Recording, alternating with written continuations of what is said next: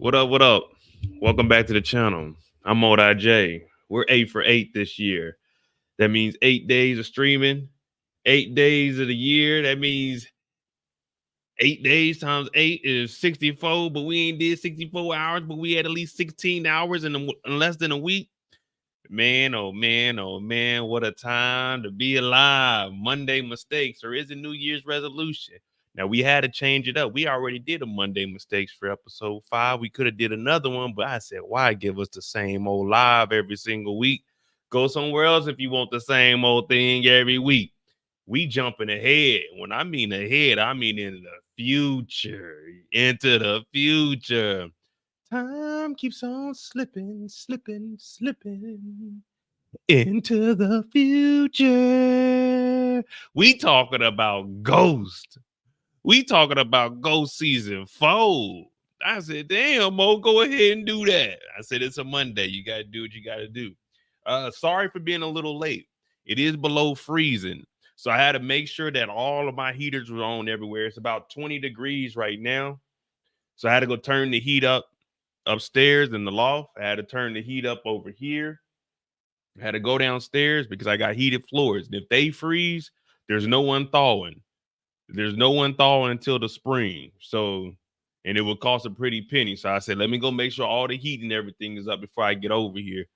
So right now it is freezing. We got us a little cold front. It should be freezing all week. It's supposed to drop down to, let me see. Okay, only 22 tonight. But for the week, the lowest should be 19. So bear with me. I still got some Crocs on because, you know, I'm a real nigga. Still got some Crocs on. This is Monday Mistakes, a.k.a. New Year's Resolution. Shout out to Power is Fire. We got a couple of slides that we're going to talk about on them and prepare us for that. You know, episode 6 comes on this week. I won't be here to talk about it, but we will have a Monday Mistakes for it. Power is Fire. I should be on either episode 3 or episode 4. Also be on an interview on someone else's channel. I'll let you know when that one's confirmed. I'll have my girl Coco on here. I'll let her be hosting one of her podcasts. So we're just expanding our horizons out here. You know what I mean? You know what I mean? What is that out there? Is it a meteor? Is that Superman? Is that Thanos? Oh man, it's that weak ass nigga Mo. Wait a minute. No, that's that big dog. Can't fuck with me when it comes to this debate. So we got to refresh our memory a little bit about this Ghost series. You know, I don't remember nothing. All I remember was there was a war between the biggest arms dealer / drug dealer in Europe versus a white boy and a little BMW, whatever he called himself, a little black boy. I don't know how that's going to work out, but we do know in the future that our Uncle Tommy is still around.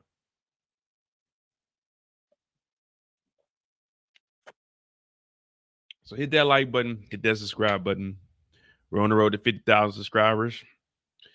Probably be 45,300 this week. And then if we could do like 100 a week, probably hit 4-5 the middle of February. No, we'll probably hit 46. I'm trying to hit 50K by May. That's what I'm aiming for. 50K by May.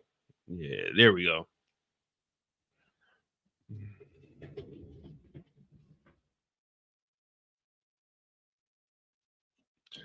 Got Crocs on. Yeah, I got the Crocs on. I'm not putting shoes on to walk from the front door over to the studio. No. And I got the rugs down. You know what I mean? I don't want to put shoes on the rug. So I got a little my mastermind rug over there. I step on that, wipe my shoes off, and then I jump from there over onto the towel, and then I come over to my chair. You know what I'm saying? I'm not about to put shoes on to come on over here. I need to, you know what I'm saying, get comfy. You know what I mean? You got to break Crocs in, though. That's the only thing about Crocs. You got to break them in. They got those little spikes at the bottom of them. So I got to wear mine with socks. Got to wear them with socks. Now, I always said I wasn't going to get no Crocs. And then we went to Portugal. My brother's like, huh, man, here goes some Crocs. I said, all right, bet. Yeah, I wear mine with socks, but I just wear them to walk around. Though. I don't go out in public with them. I know some people travel with them, but I don't do all that. I just wear them around in like the house, or if I'm going downstairs to wash clothes or something. Boy. All right, what do we got here?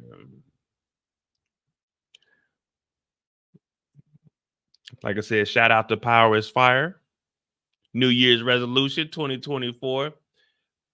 They do great work over there. Very creative. You know, I don't have a creative bone in my body.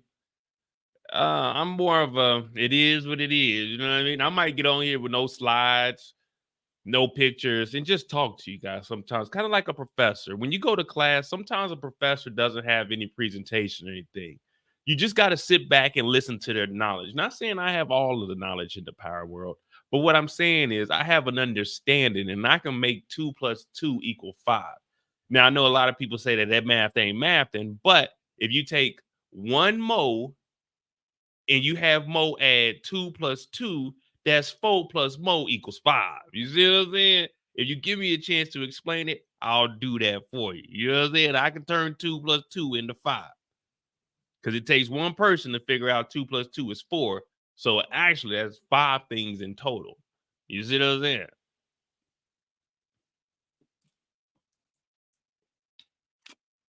All right. So we did New Year's resolutions last year. And it's the same thing. So basically, what we're going to do, he has a list of characters and he has a New Year's resolution. And we're going to look at that and see if it's actually something that we can achieve going into season 4, or if it's something like, nah, they might die, they might be unalive, we might have to get rid of them. Good old Ghost. Now, it's going to be a while before we see Ghost. I know people have been saying, hey, Mo, maybe May. And I was like, hopefully they let us get this after the not after the New Year's, but after the summer. That's what I'm looking forward to, after the summer. What up, Brillo? So let me see. All right. There we go. So the first one, is it this one? No, I don't know what that is.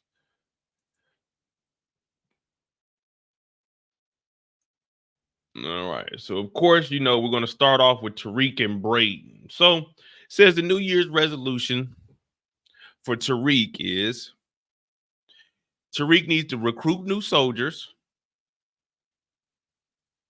find Anya Coveton. If you don't remember who that is Noma's daughter, aka maybe Effie didn't told on us, but we're not for sure.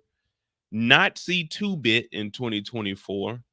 Also, I went back and was looking. It says Tariq graduates in 2024. Unless they're going to change up the date to 2025, Tariq is supposed to graduate this year because it's technically 4 seasons, it's 4 years. But in reality, season 1 was actually 1 school year because this is going into the junior year. But that's neither here or there. Kilgore, Effie, Drew, and Noma. That's a tall task there. If you do that, then the whole show is over with. But get back in school so I can graduate. All right. What do we think about number 1? Recruit new soldiers. Because, you know, when we were watching Force, a lot of people were saying that Tommy is a cartoon character. My thing is, why didn't anyone mention that Tariq St. Patrick is a cartoon character? 0 soldiers, 0 workers going to war with Noma. If you don't remember who Noma is a bad mofo from, we don't know, I guess South Wales or somewhere over in the UK. But Noma, when we first was introduced to Noma, cut a woman's hand off, kept the ring, threw it out, smoked a cigarette, kept kicking it, did some sea walking, right foot creep on, walking with the heat, and got up out of there. Now, if you want me to believe that Tariq St. Patrick, the guy that told on Jukebox to Angela Valdez, yeah, if you want me to believe all of this, why didn't anyone say, hey, Mo, take a step back and look at Tariq and say Tariq is not a real character? Because they're talking about recruiting new soldiers. Recruiting new soldiers. This ain't new soldiers. This is recruiting soldiers for the first time. Tariq has never had an army. Tariq has never had foot soldiers or the Foot Clan from Teenage Mutant Ninja Turtles behind him. It's just been him, Brayden, Effie. Now, if you listen to that team, if I was to tell you, hey, listen, this is your last chance to survive, this is who I'm assigning to work with you. Tariq, Brayden, and Effie. And I need you to run the biggest, largest corporation ever. I want you to take 100 bricks and move them successfully within, let's say 2 weeks. I need 100 bricks moved. Put a 2 in the chat if you think you can make that work. Honestly, out of all the characters in the Power universe, Kanan, Ghost and Tommy, Uncle Marvin, Lobos, out of all the characters in the Power universe, if I told you your crew consisted of Brayden Weston and Effie Morales, would you be able to accomplish 100 bricks? A 2 for a yes, a 5 for a no. Out of all the characters, if I looked you in your eye right now, told you you got 2 weeks, 100 bricks, and I assigned you Effie, Tariq, and Brayden, would you be able to accomplish 100 bricks? Or would you be looking at me like, Mo, go ahead and take me out now, because it ain't no way me and this crew is going to make it happen? Because I ain't going to lie to you. They came up to me and said, all right, Mo, you in charge of Brayden, Tariq, and Effie. Excuse me? Who? Oh, man, we all about to die, man. No, Mo, hear me out. Hear me out. Man, we got this operation where you put a code in, you scan the QR code on top of the building, and the brick open up. What you think, Mo? Nigga, we going to jail. I'm thinking we going to jail.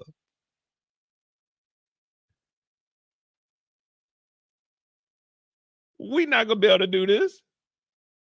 Grandman said they already doing it, Mo. Are they already doing it? Are they already doing it? Last I saw, Tariq and Brayden were running away getting shot at. So are they doing it? Was it successful? It don't seem like it's been very successful, or there wouldn't be a war. We wouldn't be talking about recruiting new soldiers. We wouldn't be talking about number one if it was working, would we? If it was working, would we be talking about recruiting new soldiers?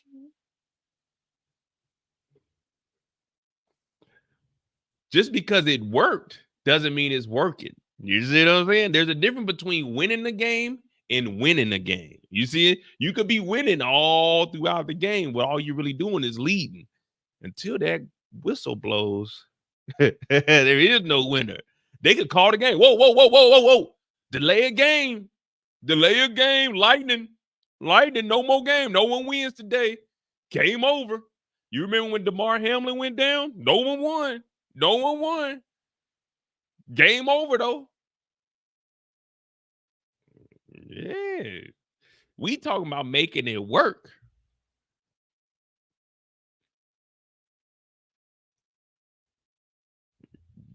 Making it work. We talking about recruiting new soldiers. Not, it doesn't say recruit new workers. It's saying recruit new soldiers. Now, soldiers don't work. Soldiers, they go to war. So it obviously didn't work. Because if it did work, he wouldn't have been trying to talk to Obi and telling Obi, hey, help me out, Obi. Help me out, Obi. If it did work, then the feds wouldn't have been kicking in to all cap, no frap, would they? It wasn't working, was it? It wasn't working.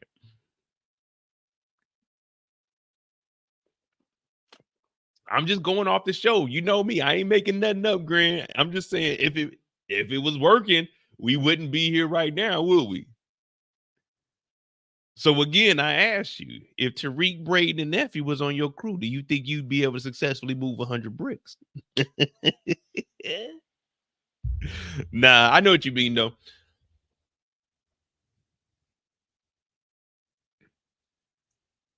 Grant said that was Kane's fault. You know what, though?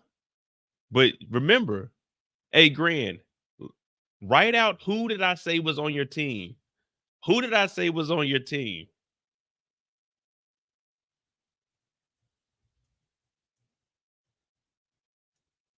You forgot. Brayden kept fucking with Kane after Tariq told him not to. This is one of your members right here. Regardless of if Kane did something, Kane couldn't have been able to have access to anything if it wasn't for this one right here. One of your teammates.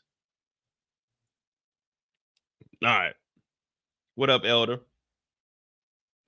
Exactly. Effie gonna backdoor you. It's nothing you can do. All right, so we gotta recruit new soldiers. All right, let's get serious because I can go talk a lot of BS all night.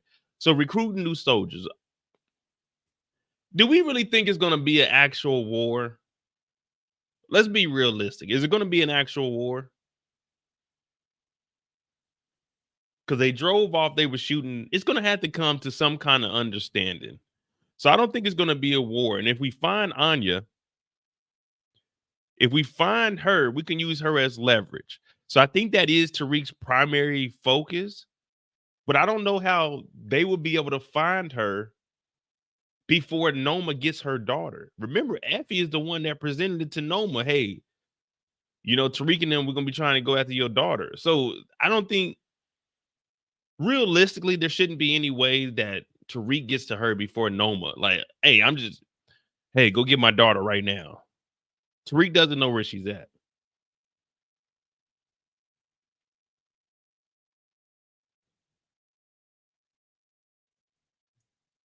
Margaret said Kane had the streets. I don't know.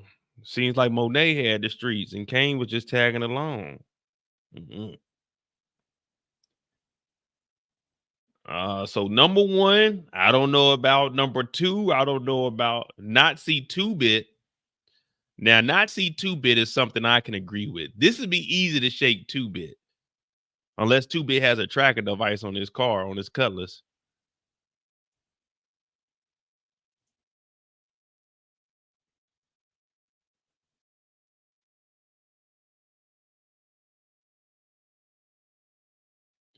Nah, Pedro, this is just like, this is make believe. It's just saying recruit new soldiers because we did leave off with a war brewing. So we were just trying to see, saying what kind of war, what kind of war are they going to be able to fight with the feds watching the Westons? They getting kicked in the all cap, no frap, or all frap, no cap.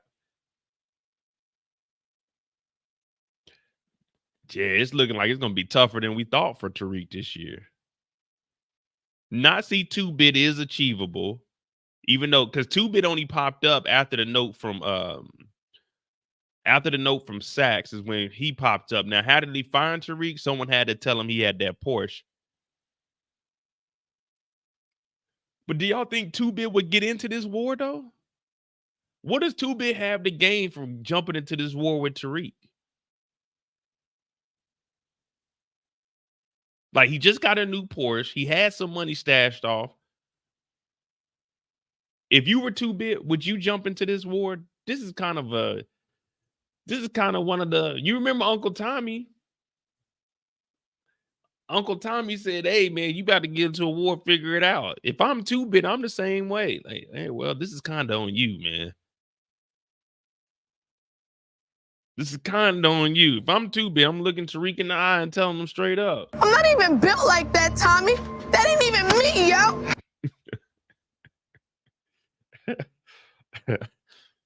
All right.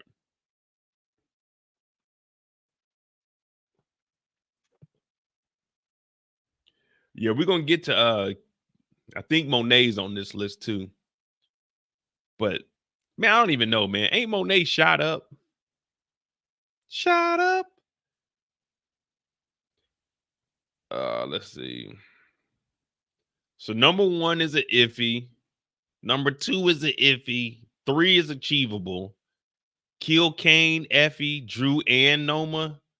That's a little far-fetched right there. That looks like it's gonna be tough as hell. Oh no, we know Tariq's gonna win. But we just trying to see which of these are achievable for the New Year's.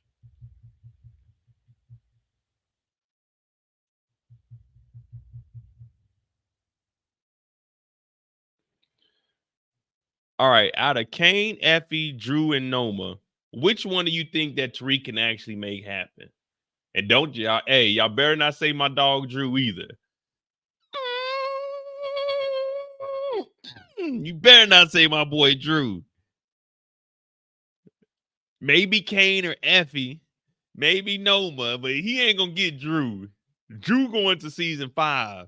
We're gonna go ahead and put a 5 by Drew's name. I'm gonna edit that and put a 5 by Drew's name.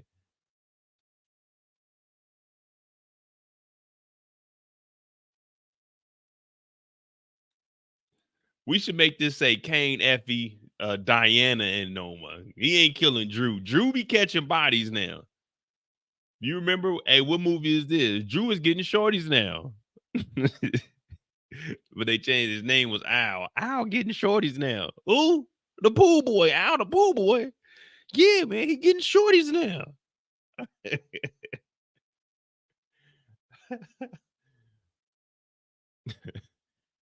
Man, they better not show Lauren. Lauren better be gone.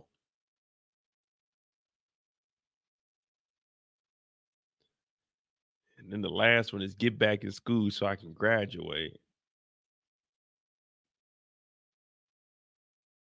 Man, they better not be in school, man.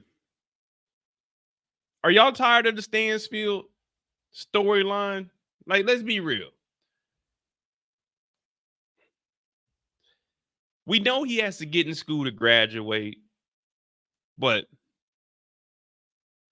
can we really have 4 seasons in Stansfield? I don't know, man.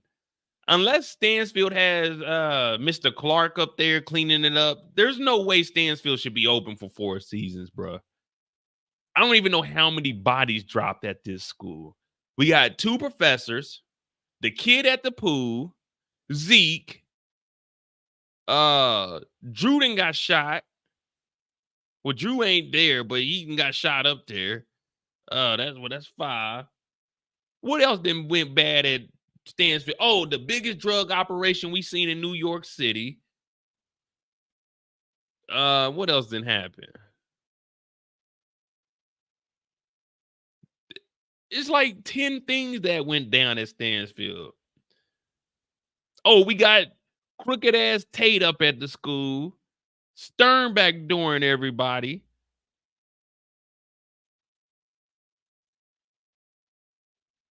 Lauren was under investigation, had the fake Rolly up at the school. It's just too much, man. Can we get rid of Stansfield? Hey, listen, the inheritance is gone, bro. Tariq ain't gonna graduate school, man. If he graduates school, I'm gonna be honest with y'all. I'm gonna be the first to tell y'all. I like Ghost, but this is gonna be the worst spinoff if Tariq graduates from Stansfield. If they somehow figure out how to get him to graduate from Stansfield, this would be one of the worst spinoff endings ever. He should not graduate from Stansfield. There's got to be a loophole or something in the wheel. Like I can't sit here and look at this shit and say, okay, they're at war with Noma and they still going to classes. There's no way possible, bro. They know where his dorm room is. Effie lived with him. Kane had been over there 19 times. There's no way we could do this Stansfield for a whole nother season. And if you mean to tell me Tariq can go to war and complete online classes, canonical studies, come on. There's no way, man. There's no way. There's never been a time in life where I've ever wanted a kid to drop out of school. But listen to me carefully, Tariq St. Patrick. Drop out of school, man. It ain't for you. It ain't for you. You ain't your mama. You're James St. Patrick's boy. Get in the streets, pick up a gun, get to some action. You need to go out guns blazing. Tariq, forget school. You don't need to graduate.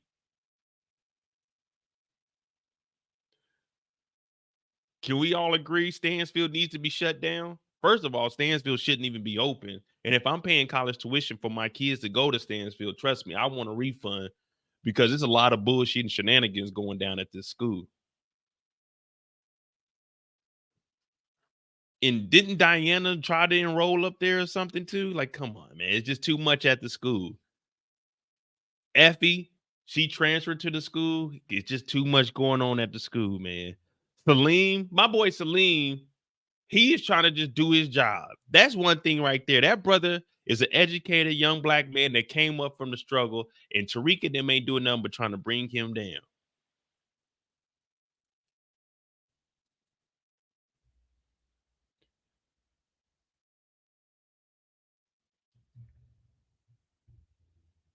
Exactly. Free Trevor. No, I like Ghost, Devin. I like Ghost. But what I'm saying is, if they continue to do this at Stansfield, I know it's fictional, but there's no way all of this can go on at Stansfield and Tariq be the center of all of this. And they just let this continue to go on, man. What about the kids? Any other time I say F the kids, y'all say Mo is messed up. But when I try to save the kids, y'all never agree with me. Why is that? All those innocent students at that school that Tariq is putting in harm's way because he wants to make a couple of dollars. Mm. Even Brayden stopped going to school. Nah, Ghost didn't attend college. Tasha did. Tasha did. James was in the streets.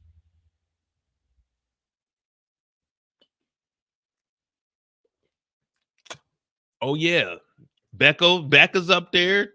Brayden's sister. Like, come on, it's a lot of shit going on. And her and Diana are BFFs. Was it Diana or was she kicking it with Effie? Well, whoever it was, she was kicking with somebody that touched the dope before. There's a lot of shit going on up there. I just don't know, man. I don't. We can keep the storyline going, but maybe Tariq got to take a year off of school or something. But the Stansfields got to stop, man. All right, so let's finish up Tariq's recruit new soldiers. Yeah, we can, but there really ain't enough tough guys in the New York area to go to war with Noma. So that's an iffy. Find her daughter. Find Anya. We could do that, but if Effie told all the information, unless Effie is holding off some information because she still likes Tariq, that's the only way that this will work where he can find her. Stay away from 2-Bit, not see him in 2024. We could do that. Kill one of the Tejada kids or Noma or Effie.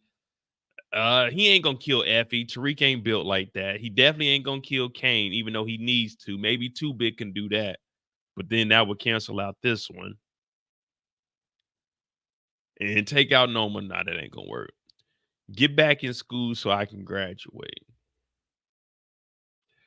I don't think he's going to graduate this season. It'll probably be one more season in Stansfield. So season 4, season 5 will probably be like graduation, and we'll see where we go from there.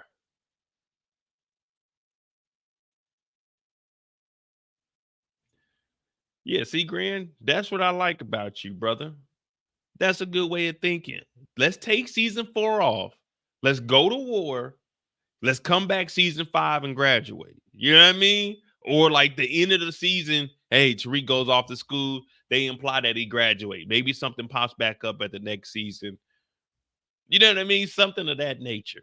Like, boom, it happens. Noma has to get up out of here. This gives him some downtime. They fast forward 1 year later. Tariq is graduating. Noma pops back up or something like that. But we can't be running around the halls of Stansfield too much longer, man, until they hire real security. So that's Tariq's New Year's resolution.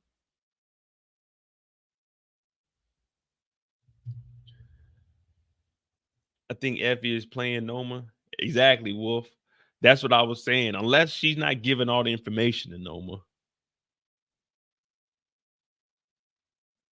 Huh. All right, let's see what old boy Brayden got going on. Sharon says she want to see him attend grad school. Man, he's having a hard enough time. Hey, y'all remember he used to have to do Zeke's homework? He used to have to do Zeke's homework, man. That's messed up, man. Imagine you got to do all your work just to come home and do someone else's homework. All right.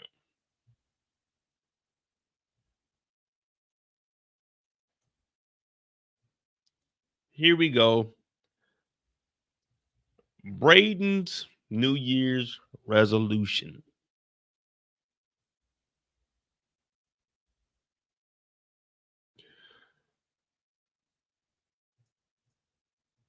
Who I got tonight? I don't even know who played tonight, to be honest.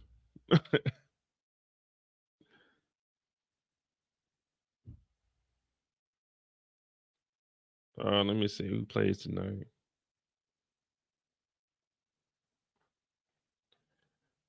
Unless you talk about basketball, I don't shit.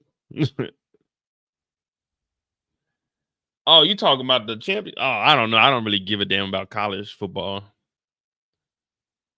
All of that, like college football is a joke to me. I mean, it's just, I don't know, man. College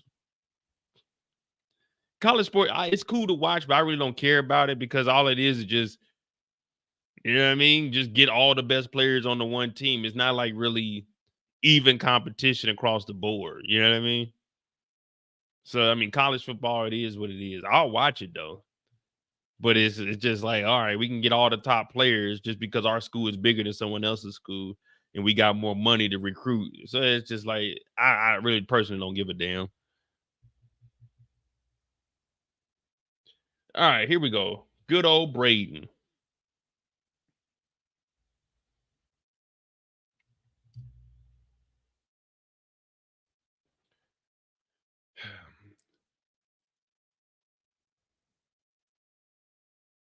Brayden Weston.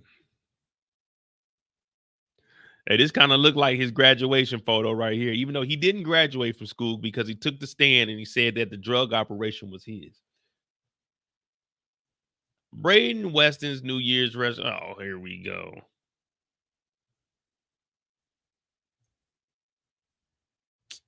Man, as soon as we get the ball rolling.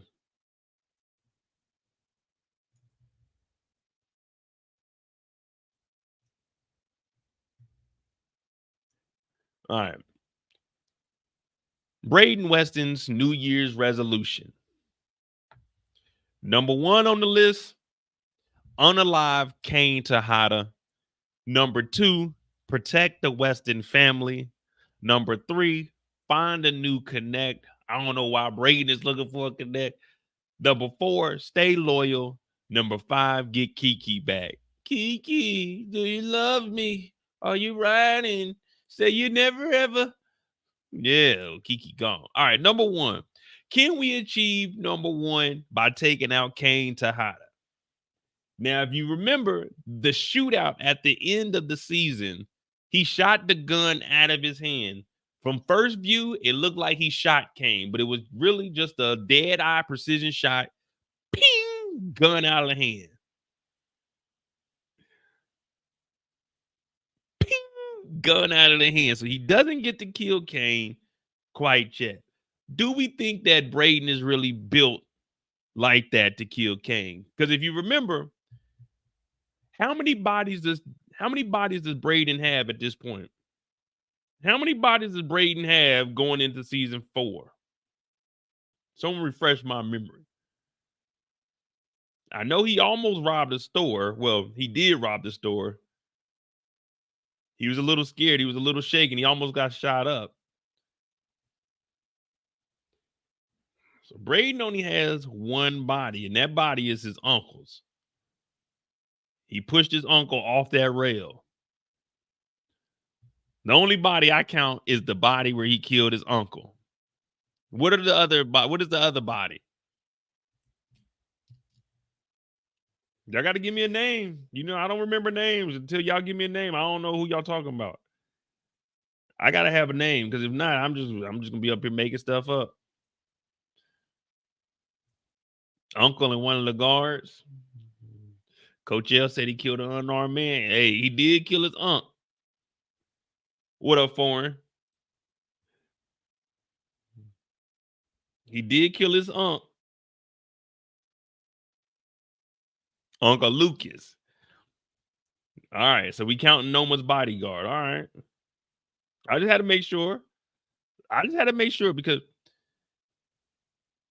We put those on the body counts, but you know, I don't be remembering like, okay, you know what I mean? Yeah, we add them, but we don't add them. You know what I mean? You got to at least have a talking role for us to actually like count that as a body.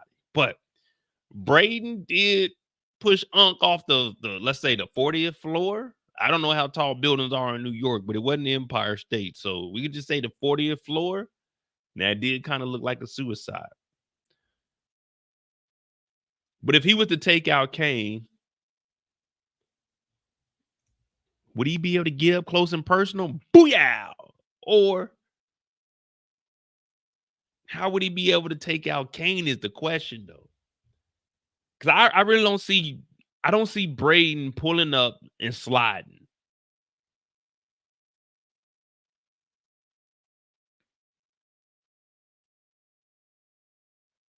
Definitely don't see that happening. Not in my book. You know what I mean? I don't know about that. Getting rid of Kane, that's a tall feat right there. You remember, he couldn't even do nothing when Effie pulled the Thule out on him and Lauren. Coach L said it has to be a back door. That's what I'm saying. Like, I just don't see Brayden pulling up on Kane and making it happen.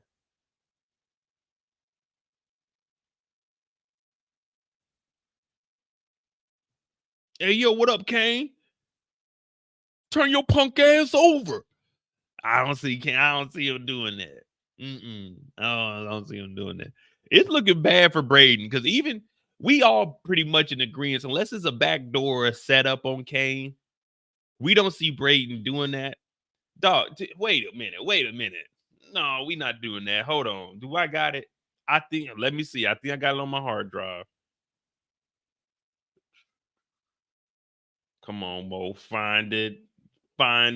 Show photos. Shows. Oh, I ain't got it. But if you remember in season 3, Kane did some Jackie Chan shit. Kane drove full speed in a Range Rover. Brayden stood here like this. Kane opened up the door and hit Brayden before he hit the brakes, and Brayden flew across the screen.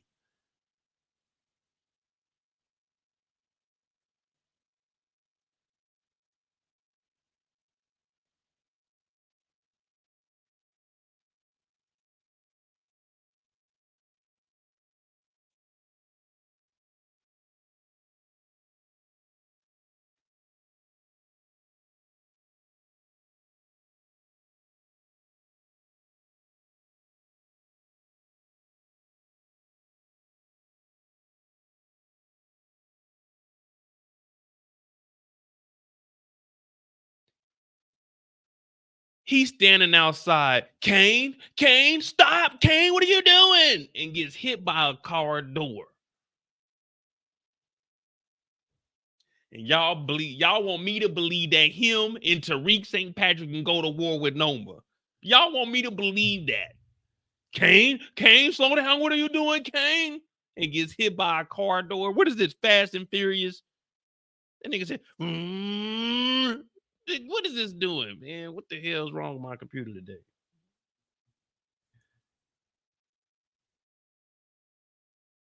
So I don't know, man. Killing Kane, protecting the Weston family. I don't know, man. Can he really protect the Weston family? If he really wanted to protect the Weston family, you know what he should have done, right?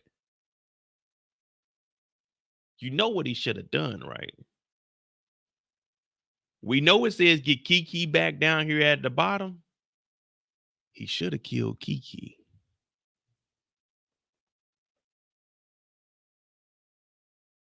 You want to protect the Weston family?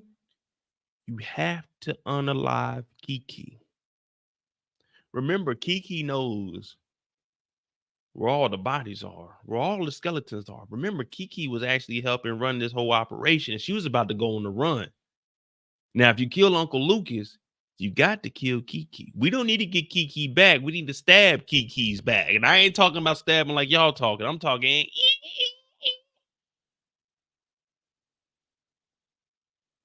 protect the Weston family. All he can do at this point is just say Uncle Lucas committed suicide. That's it.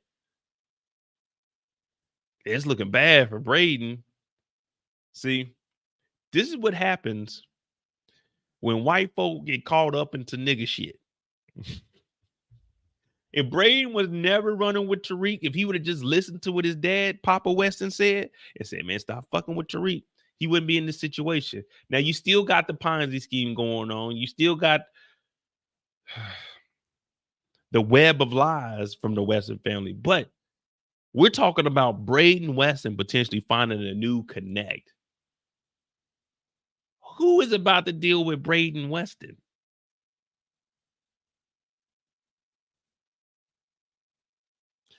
Yo, what's up? My name Brayden. They call me B-Dog. Okay, who are you, white boy? I'm looking for a connect. What's good, B?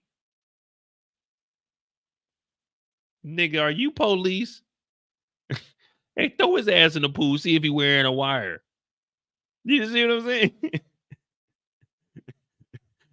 What up, man? It's Brayden Weston. What's good? I'm looking for a connect, G. Man, get your ass out of here, nigga. The fuck? Brayden coming here asking for some work. Nigga, you don't get the fuck out of here, police ass white boy. No, it's looking bad for Brayden, man. I don't think Brayden can achieve anything on there. He's definitely not killing Kane. He can't protect the Western because they already screwed. The SEC is cracking down. They about to lose all kinds of business and licenses. They definitely ain't gonna be able to move no work, no stocks, no nothing. Find a new connect. He ain't even built like that. Stay loyal to Tariq. Man, that loyalty has been broken. When we look at the dynamics between Kanan and Famous is way more loyal than Brayden. Okay, yeah, Famous messed up with the Thule, but everything else, Famous been trying to run it. This nigga Brayden, dog. This nigga Brayden was fucking with Effie. Effie set up the whole thing with the damn police by not killing Lauren. This all backfired on Brayden. Brayden's been messing with Kiki. She's been using him to play with Uncle Lucas and the damn Ponzi scheme. He's been working with Kane, who had him robbing and setting up shit. If we look at the better friend, I'm taking Famous 7 days out the week over Brayden Weston. Yeah, Brayden Weston took the stand, but you remember, Brayden Weston only took the stand because his parents agreed that he could take the stand if they give him immunity. Basically, go tell on this nigga Tariq. So yeah, he took the stand, but he initially took the stand because he had to tell on Tariq. So no. Famous went to jail. They locked him up. He ain't say nothing. This nigga agreed with the police to tell on Tariq. Now, he didn't tell on Tariq, but he did, you know what I'm saying? He said it was him selling the drugs. But we know Effie is the one that told on Tariq. That's why all of that followed him all the way back to the court case where everybody was saying, oh, Effie ain't snitch, but she did tell way back when they was in choke, and it's still sticking with him to today. And now you're trying to get Kiki back. Kiki? Fuck Kiki. Kiki played you, man. Kiki was over there. You might have her knocked up because I ain't see no protection. She might be knocked up talking about, yeah, you the heir to the throne.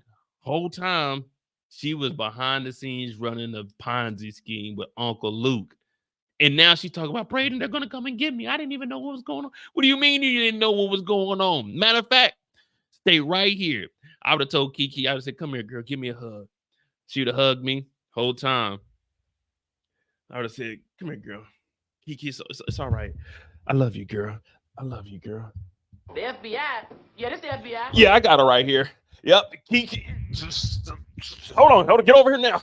Ponzi scheme. It was her. She was running it with my uncle. He committed suicide, but I got one of the culprits right here. Kiki, stop. Kiki, stop. I'm calling the feds on Kiki ass. I'm not letting Kiki get low. No, Kiki ain't getting low on me. Hell no. Brayden, you next to take over. Brayden needs to kill Kiki. Set it up to make it look like Kane did it because he ain't built like that.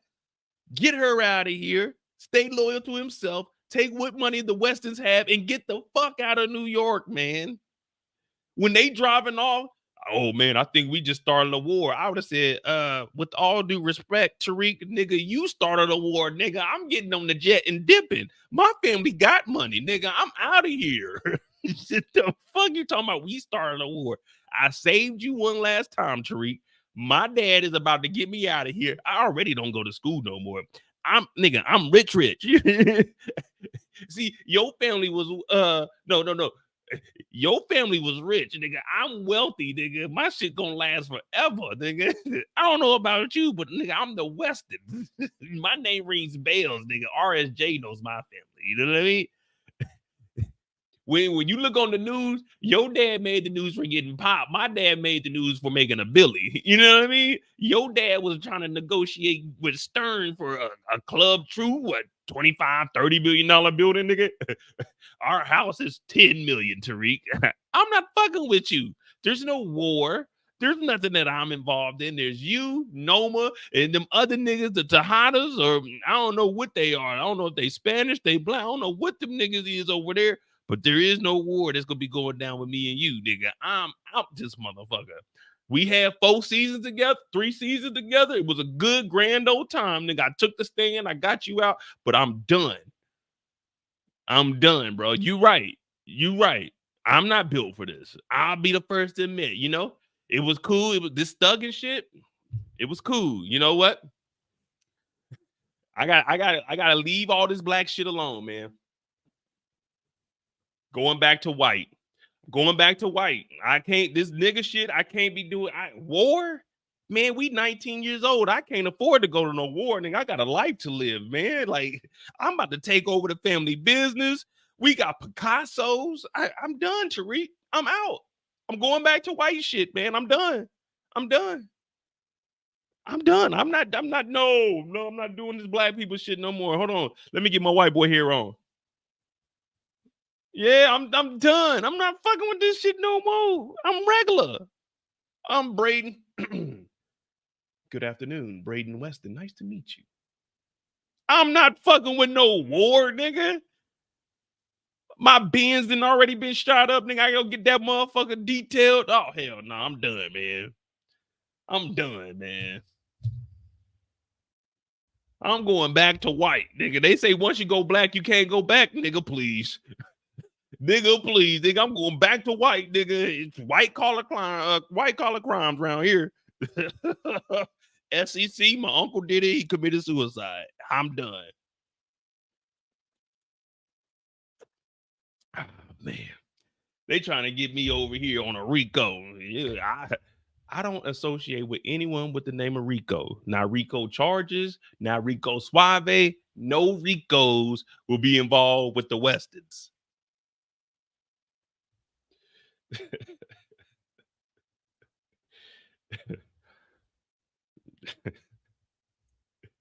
Talk about we got a war. I don't know, to be honest with you. I don't even know what Brayden's gonna do. I don't know what Brayden's gonna do this season, but all of these don't look attainable. Like, this is another thing. What's up with what's up with these white boys in the Power universe? What's up with these white boys in the Power universe? Tommy, 45 years old, still in the game, but got M's. Why is Tommy still in the game?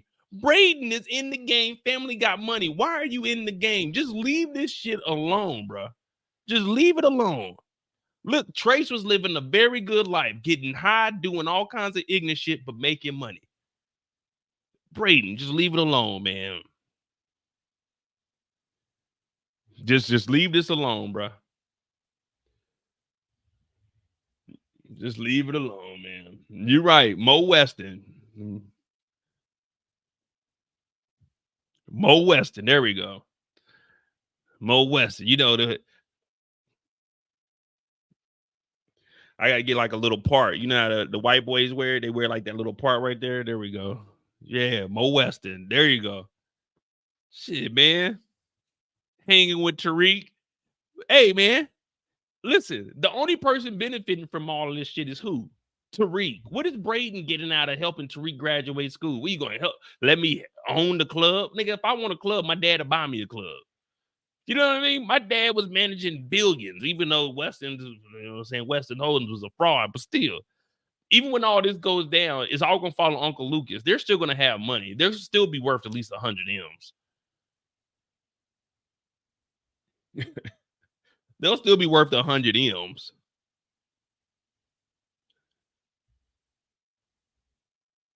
Oh, I ain't got no ball. The only ball spots I got is from my scar. That's where my scar is. That ain't no ball spot. Hair just don't grow there. Yeah, I ain't got no ball spot now. You can't play the boy. You know what I mean? Ain't no ball spot. That's just where the big part of my scar is for when it goes back. Yeah. Head full of hair. Born that way, gonna die that way.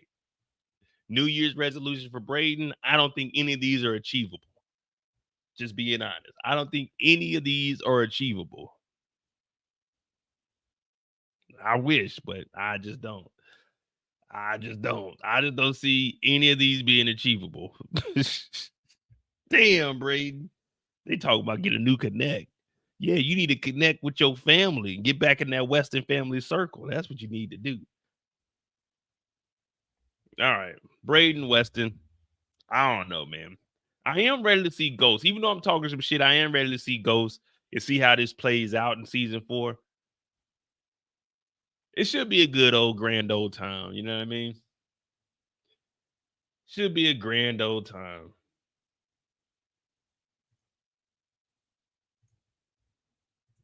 Oh, that's the timeline. Do we have? Oh yeah, we had Brayden on there.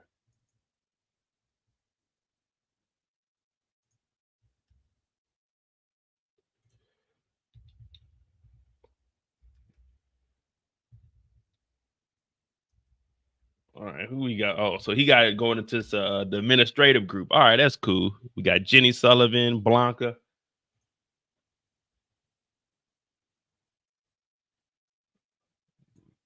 Works for me.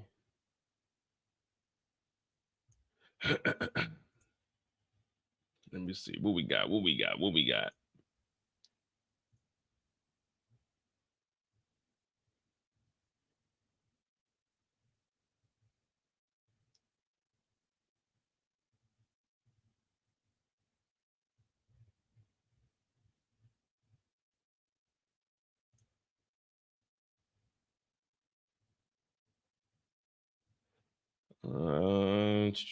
Give me a second.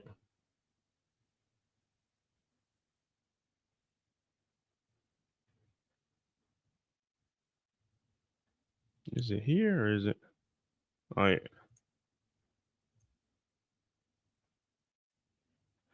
Yeah, it ain't no.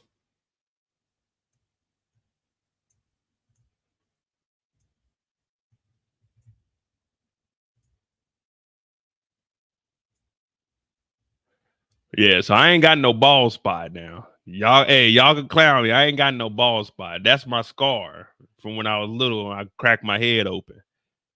So that's what I look like at 7 years old. So I ain't got no ball spot. It's my actual scar on my head. They said your boy wasn't supposed to survive. You dig? Fell on my head, quick crack, whole noggin. I still got like 4 or 5 rocks in the back of my skull. They couldn't get it out because they didn't want to peel my scalp back even more to vacuum it out.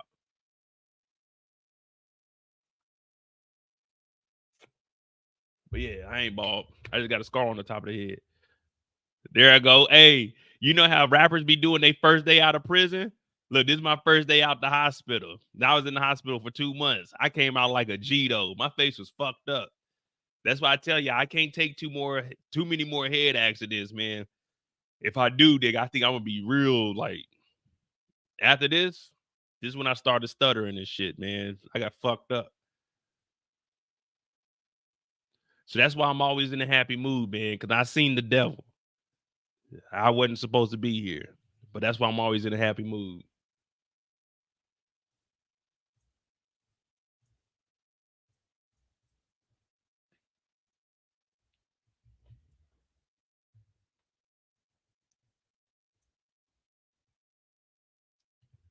Nah, you ain't gotta feel bad. You can clown me. Like, damn, nigga, your shit was fucked. Like when I was younger, it used to be. Well, I don't know. I think that's kind of why I went on a rampage when I was a kid. You know what I mean? I really didn't give a fuck after I got out the hospital.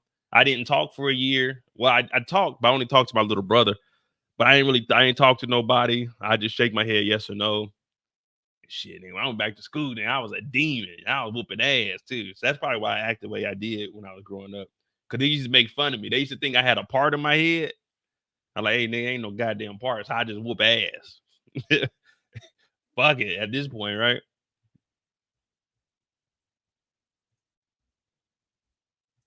Will Drew upgrade the wardrobe? Nah, Drew gonna be in just regular sweatshirts. I was about to say sweet shirts. He could be regular sweatshirts and probably like some corduroy pants. You know how Drew is. Drew is a comfortable character. You know what I mean? At first we were all side-eyeing Drew, like, what the hell is Drew gonna do? But as we watch, we're like, okay, yeah, he's gay, but the nigga's actually cool. It's just everybody was fucking him over, man. His mama fucked him up with what's the boy name? The cousin? Well, it wasn't his real cousin, but you know what I mean.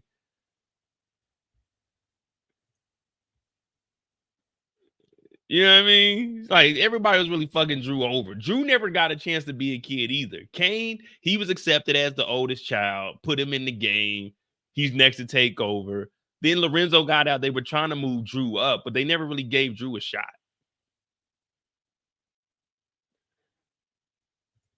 Well, Sharon, it's not his real cousin. It was Gordo.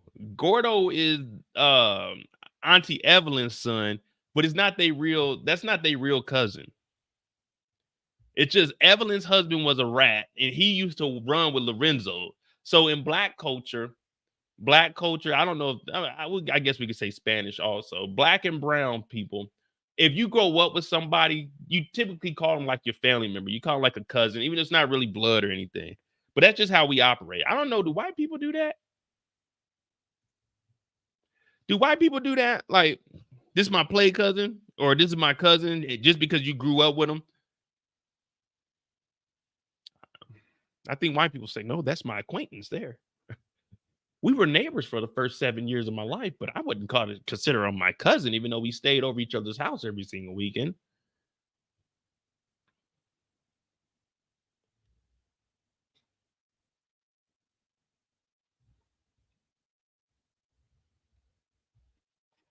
That's something I always wanted to know. I used to have a friend, like, so when my car accident happened, across the street from me was this kid named Cameron. Now, his dad was Iranian, his mom was white, but they were cool people. I used to go over Cameron's house all the time. Turned out Cameron, well, this is after me and Cameron stopped like associating with each other because we got older and went our separate ways. But yeah, I used to always go over Cameron's house. And the thing I always remember about Cameron, they used to have like, so on our block, like I told you, it was me and my brother. On the backside, we lived on like a U street. On the backside, we had another what is it? Armand and I think her name was like like Key. It wasn't Keisha, but it was spelled like Keisha or something like that. So it was like three black families that had kids. It was us and two on the other block. Up the street, we had the Italian family that I used to always fuck with them. Then across the street, we had my homeboy Cameron, the white guy. Now, whenever it was a holiday, we would go over their house because they used to throw holiday parties. Like they used to have Halloween parties. I never knew what a Halloween party was. You would go over there, they were giving out gifts. Like his mama, D, she was giving out gifts. His mama ended up turning into a drug dealer, like a big time drug dealer. Her son got locked up. He got locked up on some egregious charges, but we're not gonna discuss that. But his mama started selling dope, right? And she used to, they ended up moving. And before he got locked up for what he did, we used to go over there to his new house, but we didn't really fuck with him too much after they moved. But after he got locked up, the mama started slinging dope. One day she called my mama like, hey, she's like, Mama Mo, why you been answering my calls? You know what I'm saying? Can I come over there? My mama like, hell no, we just seen you on the news, dog. His mama got jammed up. She had like 10 pounds of weed. Dog, she had 10 pounds of weed. She had pills. His mama was really moving some work too. Man, that was the time to be alive. But nonetheless, we were talking about that holiday party. So we would go over their house, right? They had Halloween parties. They had this big ass jar of jelly beans. It's probably about this big. And if whoever got the closest to how many jelly beans was in there, you got the whole jar. And I won it. And the reason I won it is because I remember this tactic that we learned in school. In order to find the volume of something to potentially see how much is in there, you take the jar. So what you do is you had 30 seconds to look at the jar to figure out how many is in there. But if you count the jelly beans around the perimeter at the bottom, and then you just pick one row and count up, and if you multiply those, it'll give you a rough estimate of how many were in there. And I did that. Like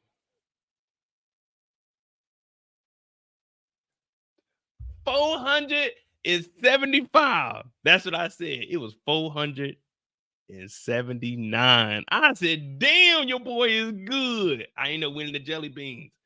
Man, I ain't gonna lie. That was probably one of the funnest times I had over there. The other white kids, they were mad as hell too. They were saying like 200, 150. I'm like, nigga, it looked like more than that. Yep. So I won the jelly beans. Me and my brother split them. But my mom was iffy on us eating them because I'm just gonna be honest. Like they used to have cats and dogs at their house. My mom was iffy. Like, hey, all right, y'all can have a little bit of that, but don't eat all of it because she didn't know like how they were putting. Because they used to have the cats jump up on the counter and shit. As kids, we didn't understand. We just like, there's a fucking cat on the counter. But as you get older, like, hey, yo, wait a minute. Why is that cat on top of the stove? Why is it laying on the stove? But yeah, so I won those. We used to go over there. They had a Great Dane. We used to get on the Great Dane's back like it was a horse.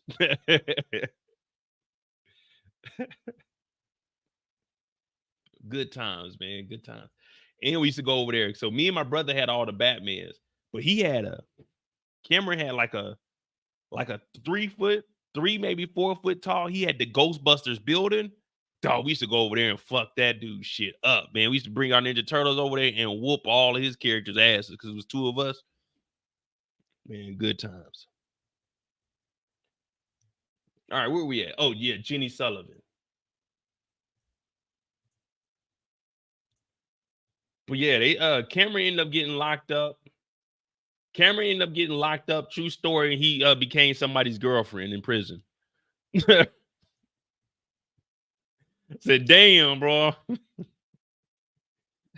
We probably should have whooped your ass a little bit more so you learn how to fight before you went up in that motherfucker.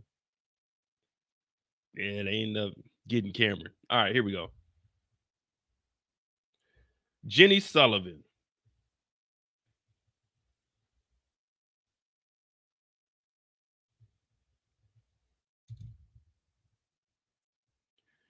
Jenny Sullivan New Year's resolution. Oh yeah, the hood, you already know it, man. We used to bring our Ninja Turtles over there. I had Michelangelo. I had Michelangelo and Leonardo. My brother had Donatello and Raphael. And then we had gargoyles. I had Hudson in Bronx, and then my brother had Goliath in Brooklyn. I remember that, boy. We used to play some action figures, and I had a Jurassic Park truck, and you pull the thing on the back of the truck, and the net would go out, and you can catch the dinosaur. I had the dinosaur that had the hard head that you squeeze the legs, and his head would shoot out, and then my brother had a raptor. I mean, I remember all that stuff.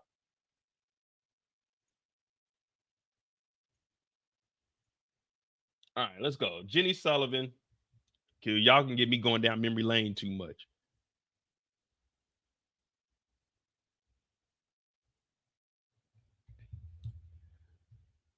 All right.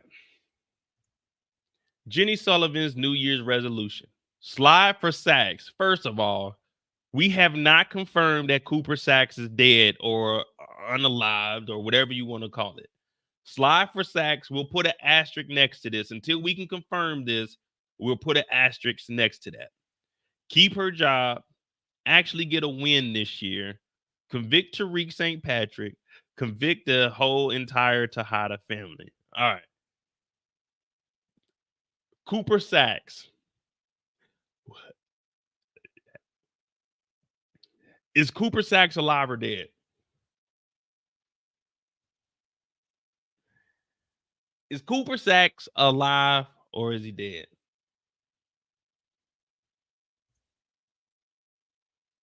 Exactly, Eric. There's no way I'm believing that Cooper Sachs went out like that. If Dean, like, let's be real.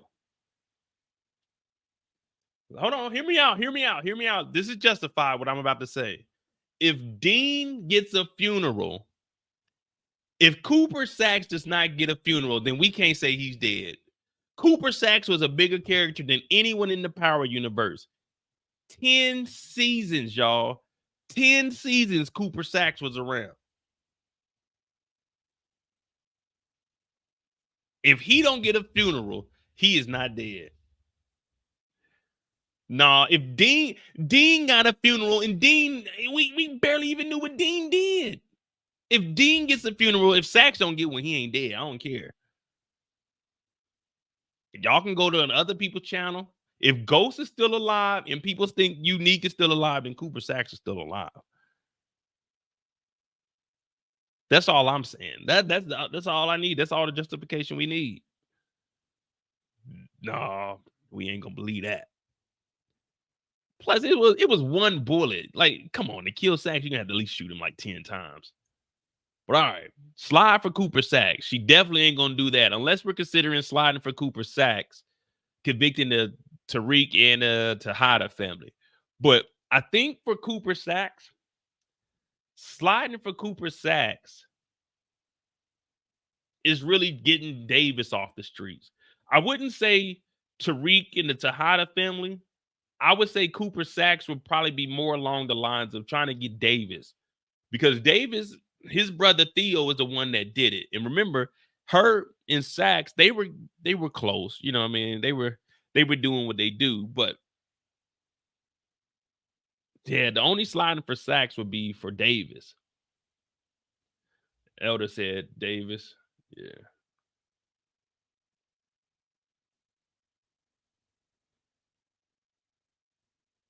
Yeah. So can we agree sliding for Sax would be putting some kind of charge on Davis, like bringing up Davis's court case, well, Theo Rowland's case, and like kind of doing investigating in that? Because that's the only way you can really get even for Sax, because Tariq, the Tejada family, didn't have anything to do with him.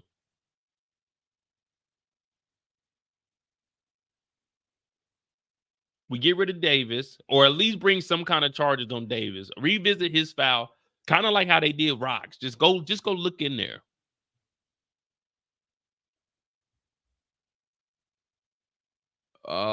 Keep her job. Now that's gonna be a tough one because they could suspend her. She has been dropping the ball on a lot of the characters.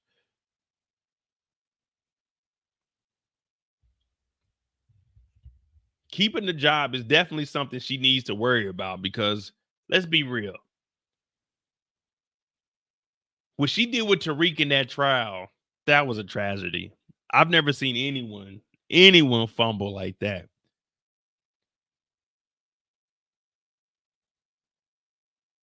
Did Blanca and Angela, did they mess up this bad in the OG power? Just think about the trial. Jenny got played to the point where Brayden was supposed to take the stand for immunity and put everything on Tariq. But instead, he took all of the charges because he had immunity. Like, Angela and them didn't get played like that. Tamika didn't get played like that. Well, I mean, Tamika did get played when it came to Tasha. But I don't think anyone's fumbled like Jenny. Jenny had to have the worst court ever. Angela messed up getting that sketch from a minor. That is true, Deli. I forgot about that. But I mean, this one right here, dog, she had Brayden take the stand and say, hey, well, Tariq, you know, they said he allegedly was selling drugs. Like, this was right there. If only they didn't give him that immunity. But sometimes you got to give that immunity or you ain't going to get nothing over with.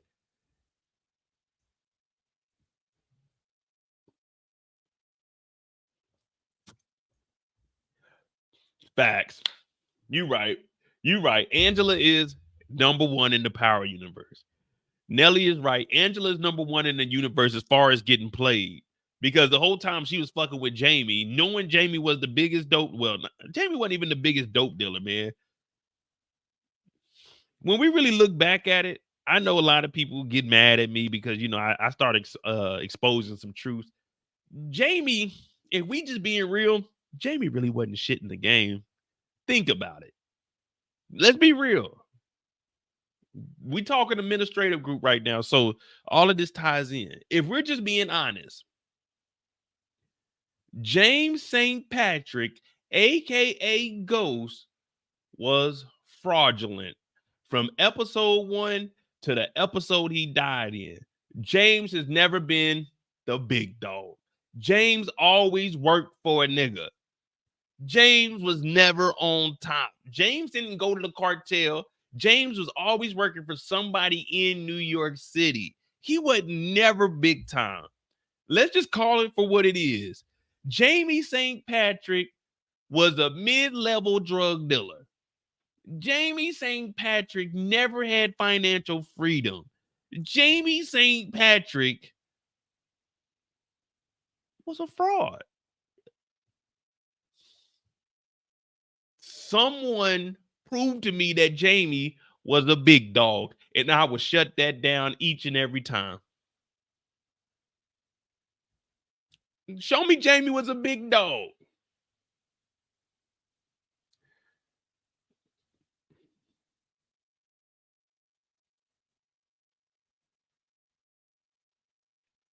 I'll wait.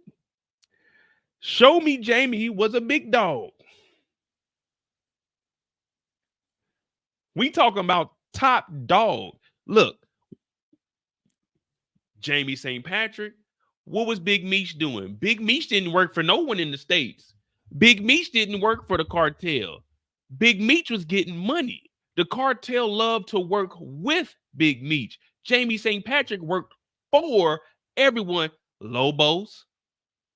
He wasn't business partners. He worked for them. James was never the big dog. Let's get that straight. James was never the big dog. Never. Little dog. Little dog. Little dog. He was medium dog in New York City. He was never big dog. Every time he looked up, James running around. He got to go do something for another drug dealer. James was never the big dog. You the big dog. You go straight to the connect. You go straight to the plug. You get, I'm not fucking with y'all. Lobos. Get the fuck out of my face. I ain't fucking with Lobos. It's small time. It's small time. It's small time.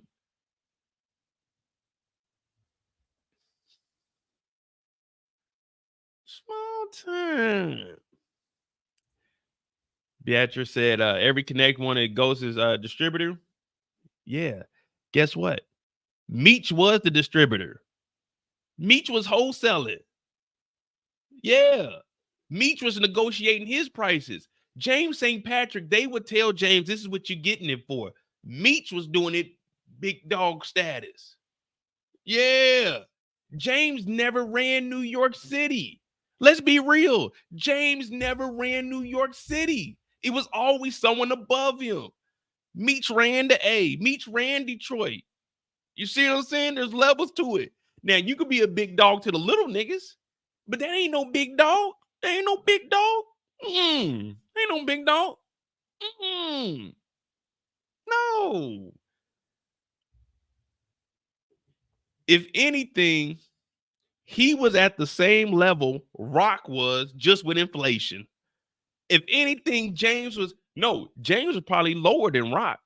Rock's operation was bigger. Let's be real. She had 3 projects. Well, 2.5 because New Jersey went over the South. But let's be real.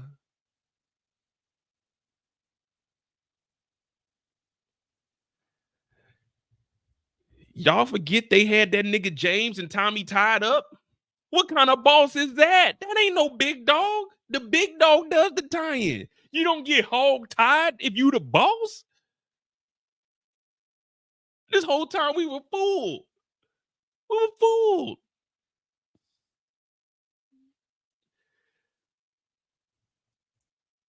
Mo poking the bear goes the reason for all this power universe. Let's be real. See? This is what I wanted to do. I like my boy Dylan Brooks say, I poked the bear. I poked the bear. I poked the bear. All right, I'll take that. Pause.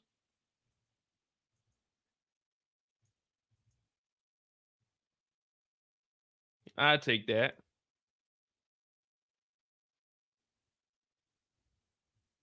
But if we being real,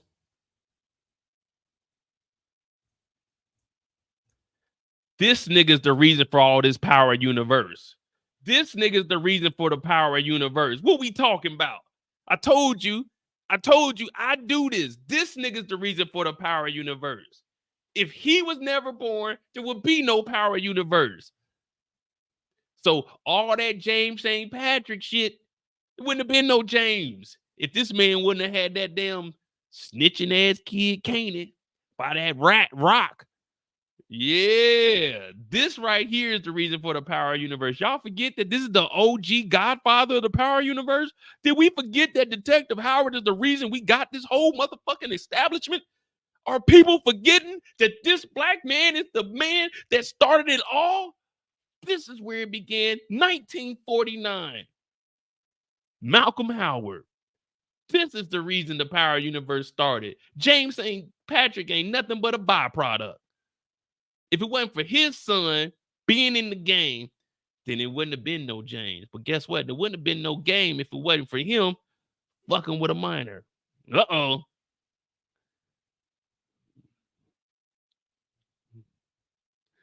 So everybody, give a round of applause to the OG godfather of power, Malcolm Howard.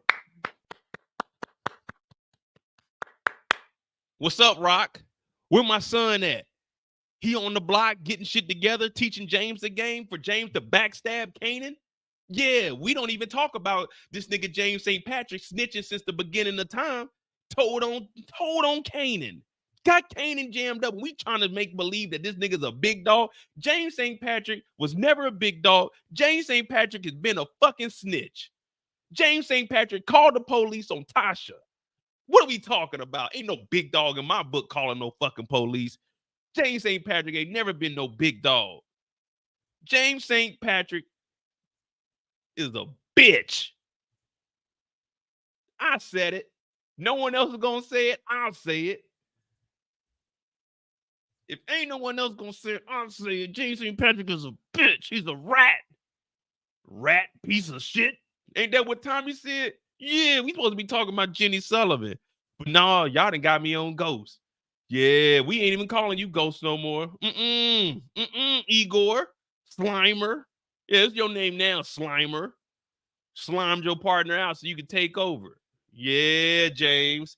We know about you, Jamie. Jamie? Oh, Jamie. Yeah, we know about you, you rat.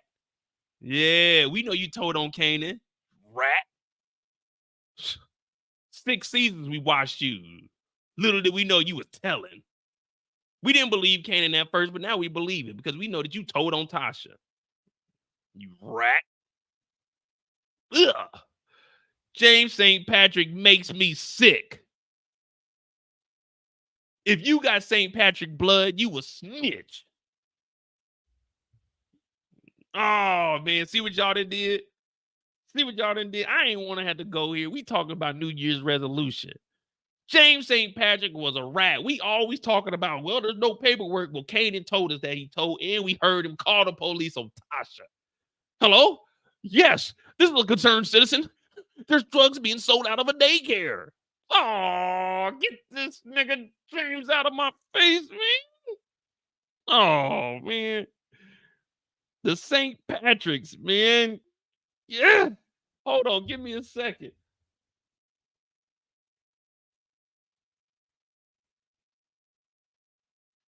Give me a second. Man, y'all done got me onto some other stuff. Y'all done got me on. Man, see, that's the problem, man. We can't ever get focused, man. We always get sidetracked. That's why on Fridays, if you're new to the channel, subscribe to the channel. My name is Mo.J. We do On the Clock on Friday. We got to do On the Clock because if I get sidetracked, then I really just say the hell with what we were already talking about and we go down this rabbit hole. And now we got to go down there because y'all done did it. Y'all done did it. Y'all tried to tell me that James was a big dog. We just found out he wasn't a big dog. We tried to say that James started this shit. Well, found out he didn't start this shit. Tried to say that James was the realest. Well, found out he ain't the realest. He been snitching. Hold on.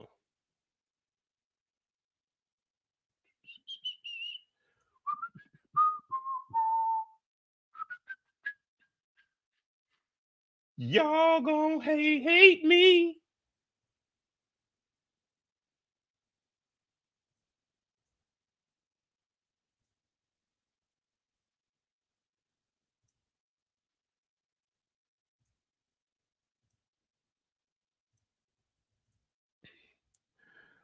Hold on, y'all. Give me a second. Give me a second.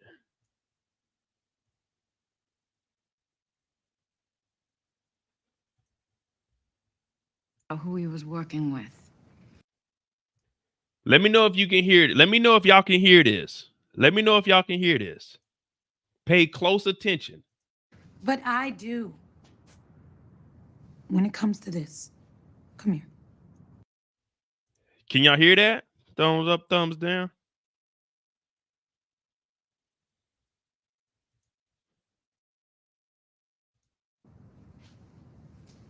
I need information about Raymond Jones. Y'all hear that? Y'all hear that?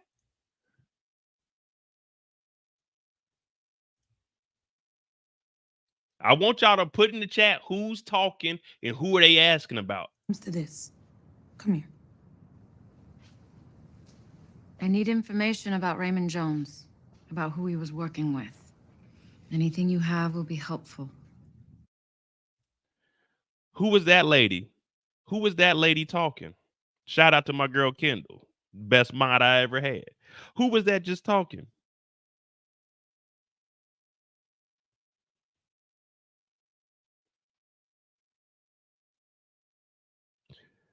Angela regarding Ray Ray.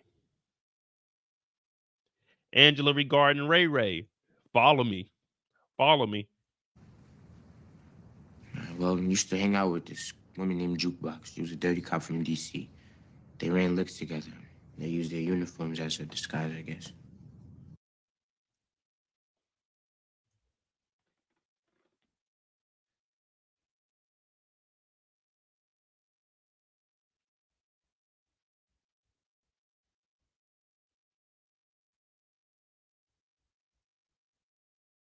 Did y'all forget that the St. Patricks have always been snitching? Everybody in the St. Patrick family has gave up information. Every single character has gotten the game and told. I need information about Ray Ray. Oh, well, he used to run with a dirty cop named Jukebox.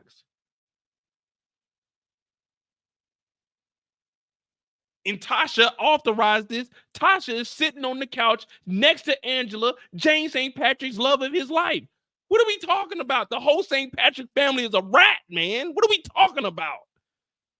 I've been telling y'all this and y'all been saying, Mo, you tripping. I've heard them. Yaz is the only real one in the damn St. Patrick family. R.I.P. to Raina, but we know Raina would have got to talking because Raina approached Ray Ray.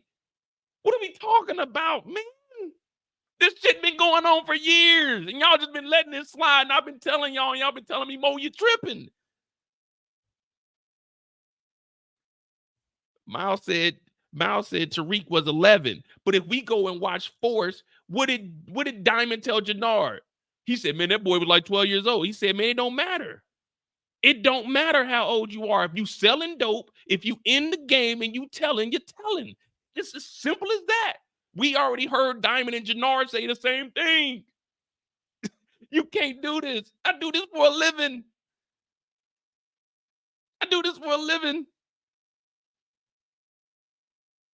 This is why I started the channel. I love power. And I used to watch this shit like, wait a minute.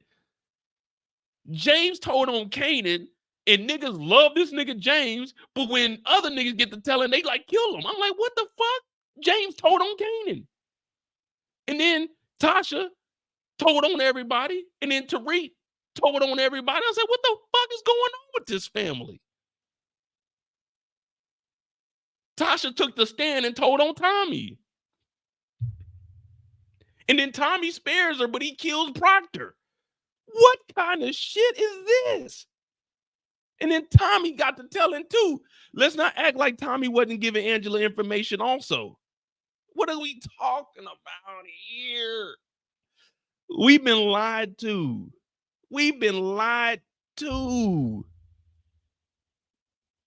Oh, but that's why you come to my channel, because I'm going to make it make sense, damn it.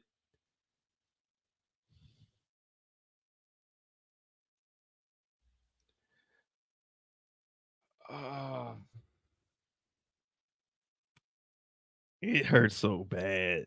just knowing we've been watching Tariq just.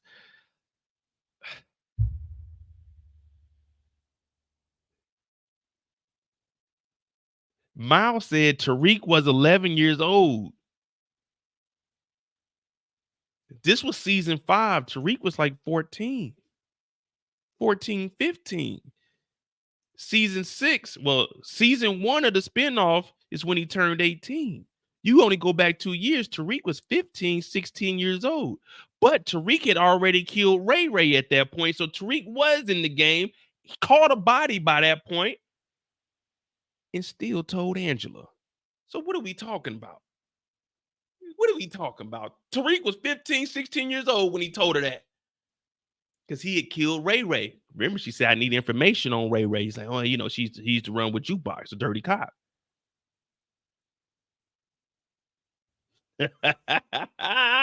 And then Tariq gets mad at Lauren when he did the same thing. He gets mad at Lauren for cooperating with, he's in the house, telling Angela everything. Comfortable. Mama just made a nice lasagna. Mom, that lasagna was splendid. Came from a privileged background. Oh, Mom, I'm gonna go ahead and go play the PlayStation 4 and go take a nap before school tomorrow. Is that okay? Tariq, wait.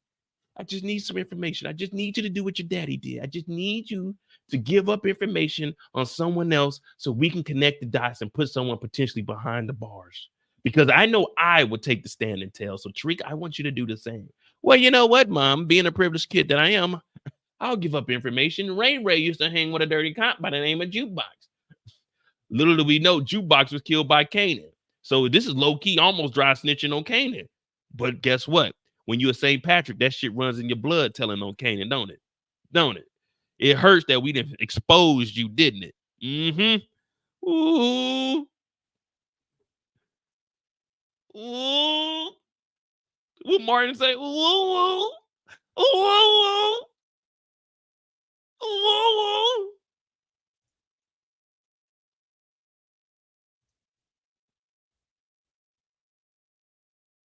Damn, Tariq. But let me guess, there ain't no paperwork. But I do.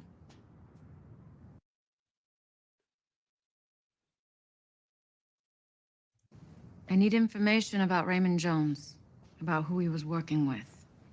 Anything you have will be helpful. Well, I used to hang out with this woman named Jukebox. She was a dirty cop from DC. They ran licks together. They used their uniforms as a disguise, I guess. He didn't just say he ran with Jukebox. He said a dirty cop from DC. They used to run they licks with their uniforms on. He gave up the whole operation, not just, man, Ray Ray ran with a dirty cop. Okay, cool. We can let that slide. You a kid. But no, that nigga said, wait a minute, there's more. Dirty cop from DC, badge number 60377. They ran licks. What licks mean, Angela? Licks is like robbing people. Say, if I look at you, I say, oh, that's a lick. That's a walking lick right there. You know what I mean? Like, we gonna rob your ass. So that's what a lick means, Angela. They were robbing people, but they were using their uniform at the same time. Now, Jukebox, she was kind of like the leader. Everyone kind of scared of her, but you know, even James was over there too. Pops, he was over there too. Now, Kanan, he was around. That was actually Kanan's cousin. Like, damn, Tariq. We didn't need all that information. Just say, hey, it was a dirty cop. I don't know her name. How'd you meet Jukebox? Through a friend, Kanan. Through a friend, Kanan. The nigga snitched on Kanan like his daddy did. Oh, my goodness. How'd you meet Jukebox? Through a friend, Kanan.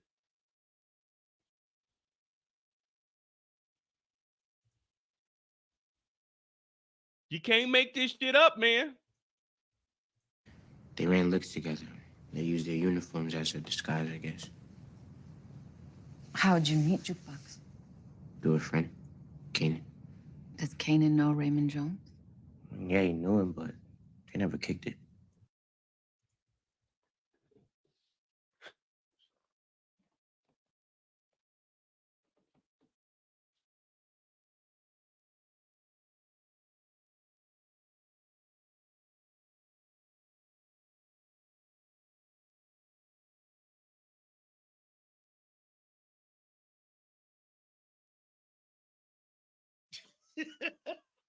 What are we talking about? We got this nigga Tariq, man. What are we talking about, man? No nicknames. Oh yeah, Kanan knew Ray Ray too. Wait a minute. Ray Ray is dead. Ray Ray killed Raina. So you giving up all this information? You were right, Aunt. Angela Valdez dropped the ball big time. Angela had we thought that Detective Burke had information.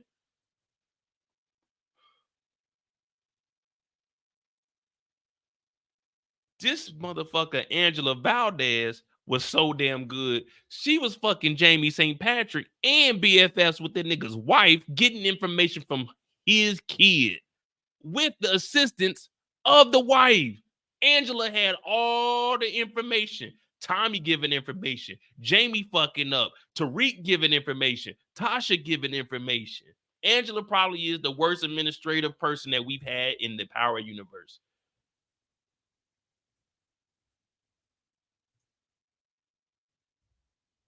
Damn. Where's Jukebox now? I believe she's dead. The mama participating in the snitching. The mama participating. Where Jukebox at now? See, this all ties in with Raising Kanan, man. Well, won't he do it? I tell you, all you got to do is let me connect the dots. Just give me a second and I'll connect the dots. Kanan killed her. Uh-oh. Tasha told on Kanan also. So much in a 30-second clip. It's so much that went on. Tariq told and Tasha confirmed it all. What are we talking about? The St. Patrick family never been the big dogs. And if you consider them the big dog, the only reason they ever made it so far is because they told on everybody. You don't get respect for that in the game.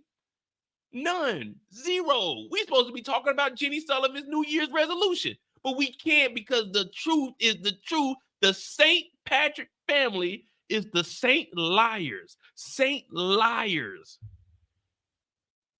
Saint participation.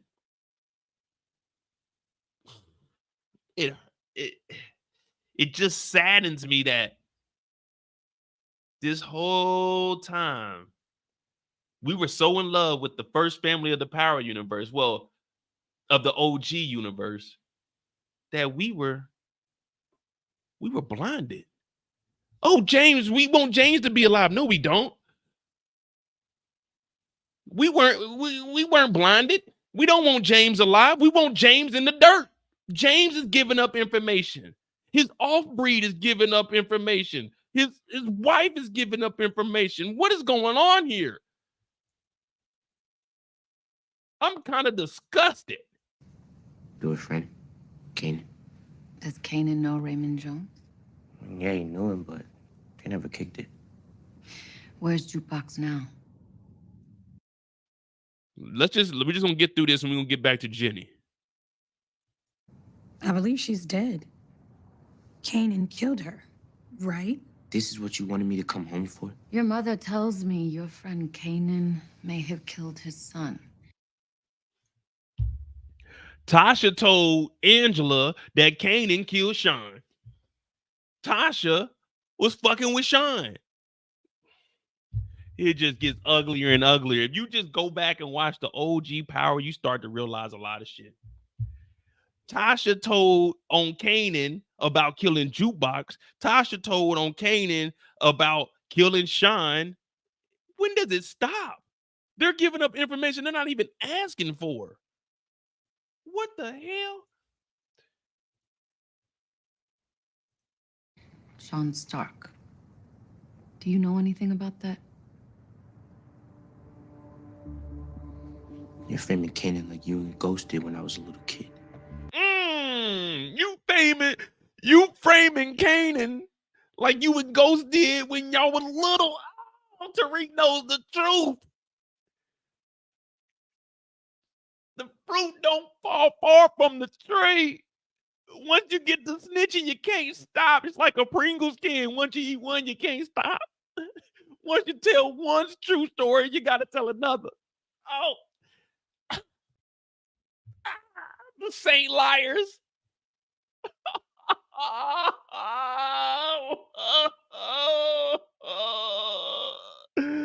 They've been lying to us for 6 summers.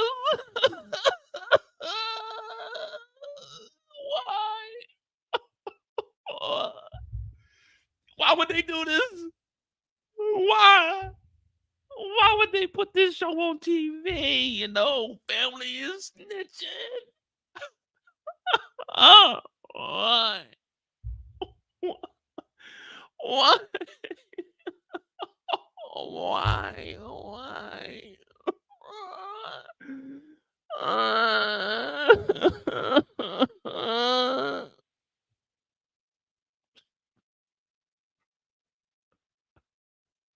Why? Why would they do this? Why? Yes. He needs to take the rap. Oh, yes, he needs to take the rap. They told on them niggas. Tasha confirmed that James and Tasha told on Kanan.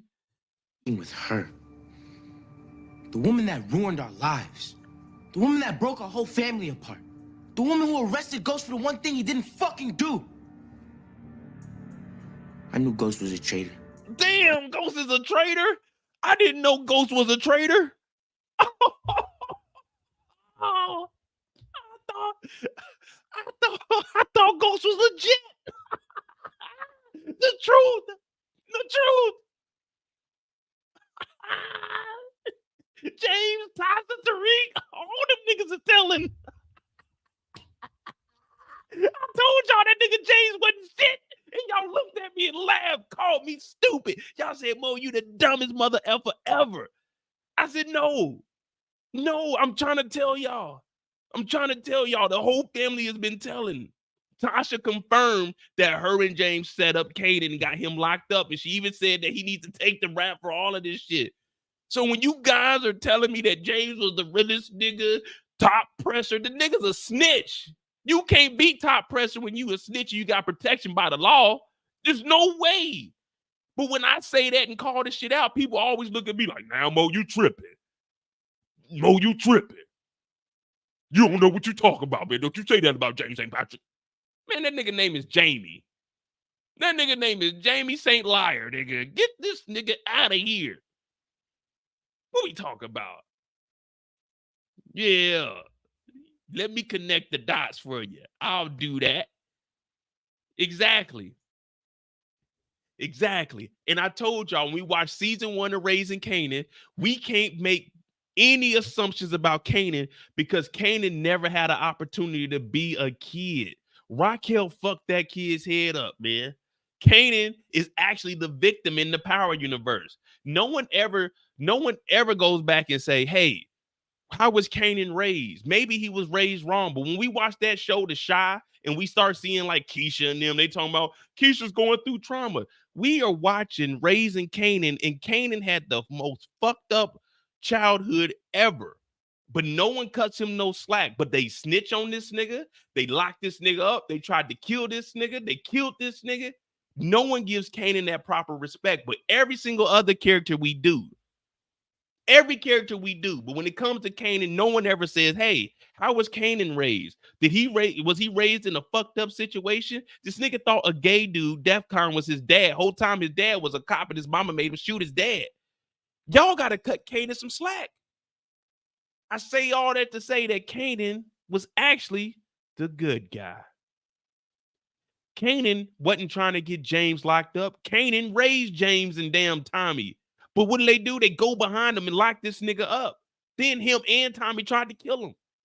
But no one ever cuts Kanan on slack. We're just, Kanan's the bad guy. Fuck Kanan. He tried to kill Ghost. Do y'all not know that Ghost killed Breeze, who put Kanan in the game? Who allowed Kanan to make some real money to raise this little weak-ass nigga James St. Patrick and Tommy fucking Egan? Yeah, Kanan was the good guy. James St. Patrick has always been the villain. But when I say it, no one believes me. But now we got the facts that him, his wife, his son, all of them niggas is rats. All of them. Each and every one of them have told. And we let this shit slide. Everybody talking about, yeah, man, go spinoff. Nigga been telling since telling's been cool. And it ain't never been cool. So that tells you how long the nigga been telling. Forever.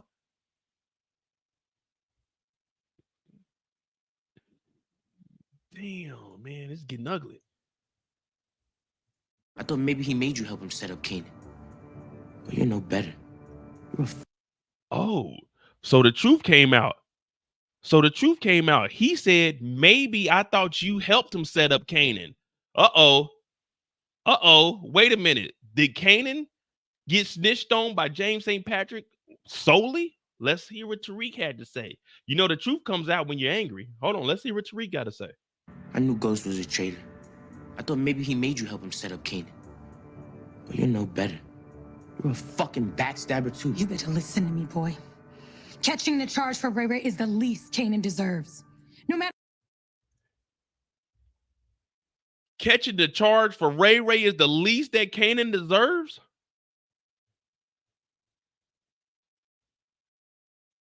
We're not going to do that. Not on my channel. We need to protect black men. Ain't no way. Next time we see Tasha, someone, y'all know what you got to do. If you see Tasha St. Patrick on the screen or Tasha Green, get rid of her.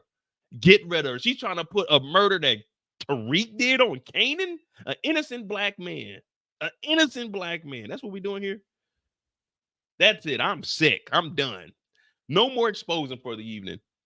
No more exposing for the evening, man. That we supposed to be talking about this New Year's resolution. We talking about the Saint Liars family. Saint Liars. I like that name. Saint Liars.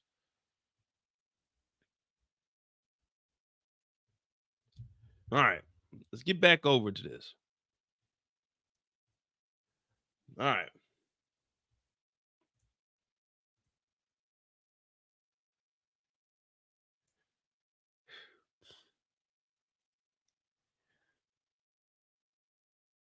Oh, I gotta find it, and I'll get it. That was just off the fly.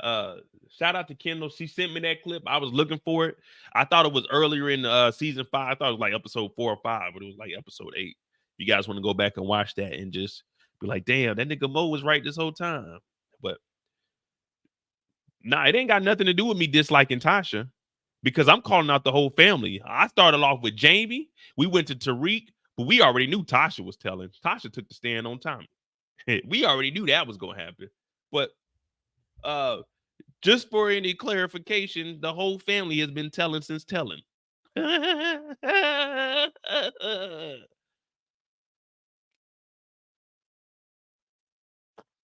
All right. What up, Nicole? We just went down a little rabbit hole, Nicole. We kind of got stuck down there because it was another tunnel. And we actually went right. And then we found out that it was a Tasha tunnel. It was kind of like the Three Bears. You know, when the little girl went over there. She went over there and ate the porridge and all that. Yeah, that's kind of how it was. Well, just like all three of them had a porridge, all three of them had a bed, all three of them had a chair, all three of the St. Patrick's have been snitching. It's just who snitched more. You know what I mean? Who snitched more?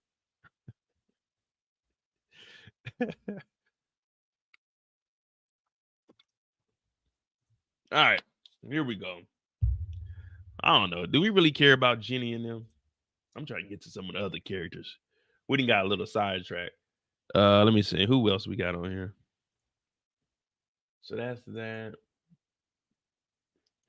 We got Obi and Noma, Rashad and Davis, and then Diana and Effie. So who y'all want to do next? Cause Jenny and Blanca, we already know that they're gonna fuck up. This is the power. Ain't no one gonna do good. So we got Davis and Tate, Effie and Diana, and Obi and Noma. Dirty Diana is the first one I've seen. All right.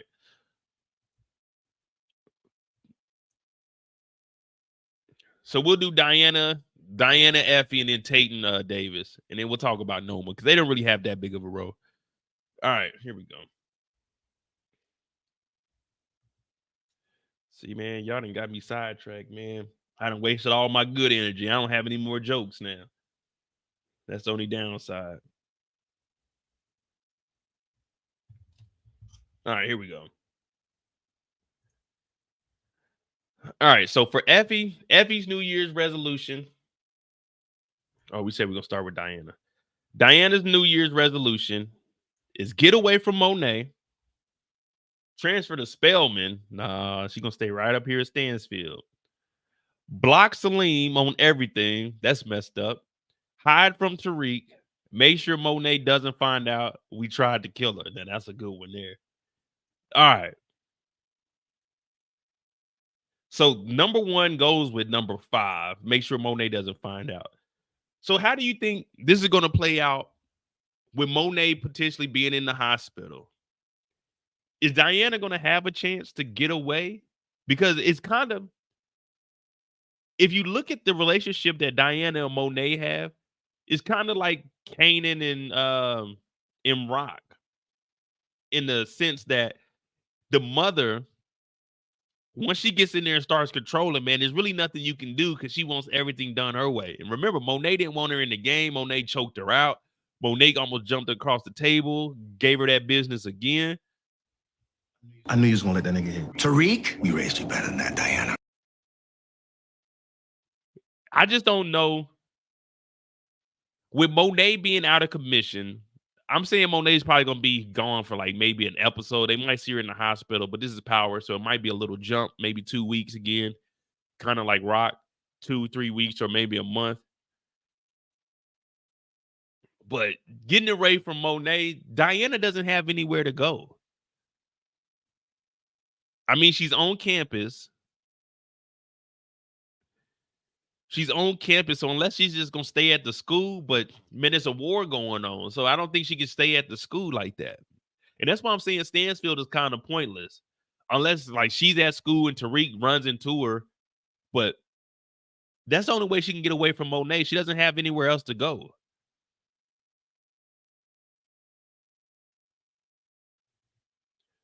Oh, Sharon said stay with Becca. Oh, well, that could work. But I don't know, because think about it. Her and Becca are roommates, but the Weston family, they're going through it also. And I think Becca knows that Kane is Diana's brother. You remember, Kane went over there and robbed him with Monet. So I don't know if you would want Diana to be in the house with you. You know what I'm saying? Give me a second.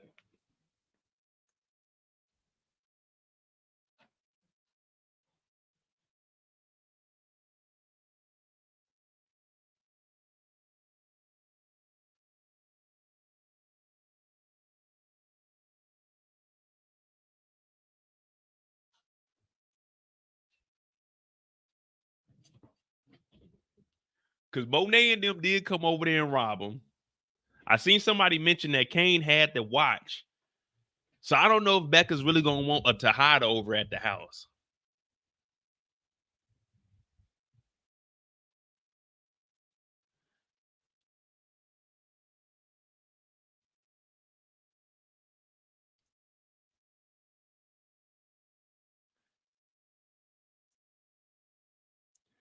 Transfer to Spellman. Well, that's just in there. They just, if she transfers out of Stansfield, that'd be a come up. Because what are they going to still use the what would you even call that? Like the little snack place?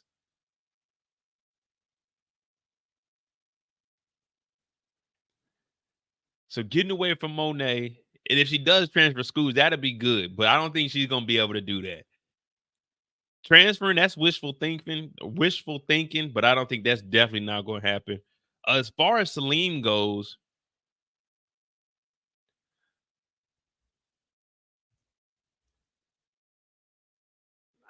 shit, I don't know what they're gonna do with Salim. But remember, none of this would have happened. None of this would have happened on campus if it wasn't for Brusandria.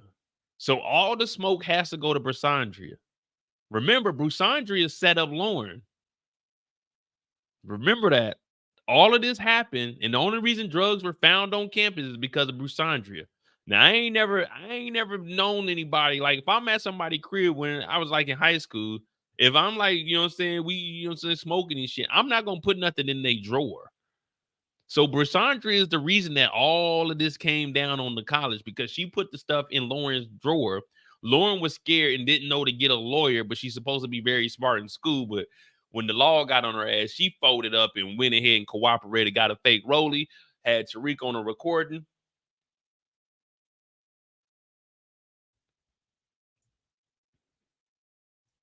Damn, man, what the hell is happening?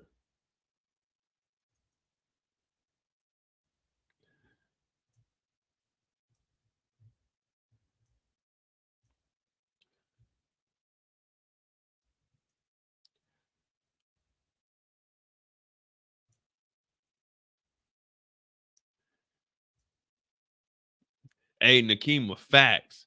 If she was willing to wear a wire, why didn't she just say, Brusandria put those drugs in my drawer? She should have just walked them down there and pointed. That's what I would have did. That's what I would have did. I would have went down there. Hey, this girl right here, the one that, yeah, she built, ain't she? That one right there, Brusandria. Uh-huh. I don't know how to spell her name. I just know it start with a B and end with an A. But she's the one that put those drugs in my drawer. Like, I'm not taking it to the point where I'm wearing a wire. I'm gonna tell you who put the joint in my drawer. Like, she went to the extreme. You need to wear a wire. I'm not wearing no wire. What the fuck? Hell no. You got this big ass rollie on. You got to try to talk like this because you don't know how good it is. What'd you say?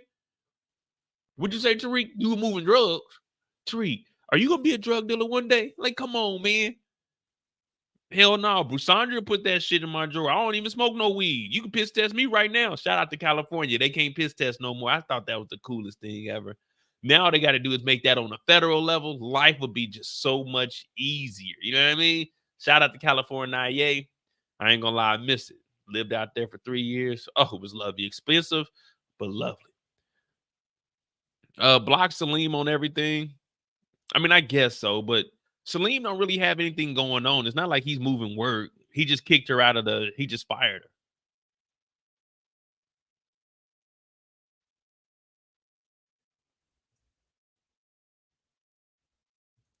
Do you gotta be street? I think you gotta be book smart to know to tell the police.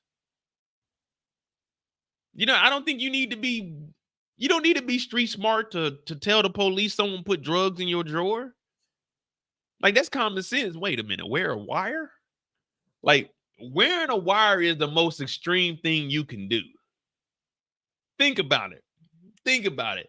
Let's say you call, hey, 911. Yeah, I just got in a car wreck. Yeah, I don't know if these people got insurance. Do you know them? Yeah, I know who they are, but all right, can you wear a wire and get them to confess that they hit your car and ran away? Wear a wire? Hey, y'all gonna do y'all investigation. Go look at their car. Like, go look at their car. You know what I mean? Like, that's not, you don't need to be street smart to tell the police, Brusandria put the weed in my drawer.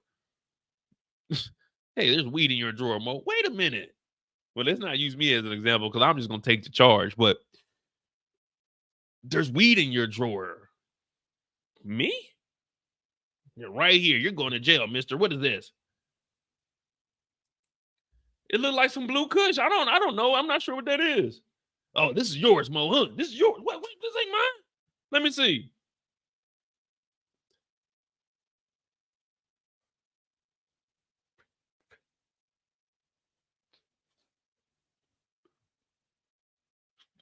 Nah, this is a mid here. This can't be mine.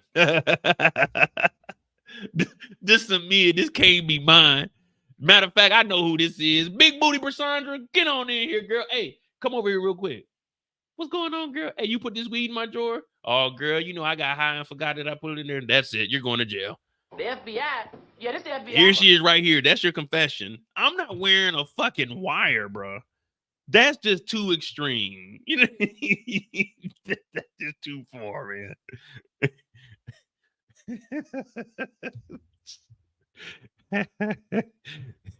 Wear a wire. I just said that ain't even my drawer. I don't have a drawer. I got a closet. But hide from Tariq. Let's get back over here, man. They ain't got Lauren on here. Hopefully Lauren is smart and her family got her the hell up out of here because Jenny Sullivan did kidnap her, even though it wasn't kidnapping because she is an adult. So she agreed to eat sardines. Like, Jenny had her in that house eating bullshit. Like, Jenny, you still have a regular salary. Dog, she had Spam, sardines, crackers. Like, hey, you can't give me regular food? Like, come on, man. But you out here fucking and sucking sacks. No pun intended, well, all pun intended. You got her in here living like a bum, like a goddamn slave. But block Salim on everything. Salim ain't really doing nothing, but I guess you could call him out if you really want to hate on him. Hide from Tariq. Well, that's definitely going to have to happen just for the simple fact that, hey man, you at war with him. And make sure Monet doesn't find out they tried to kill her. The only way that information is going to get out is because it was just her and Drew, right? Who else knew? Wasn't it just Drew and Diana? They made the plan up. Diana went over there with the red wig on and said her name was Monet.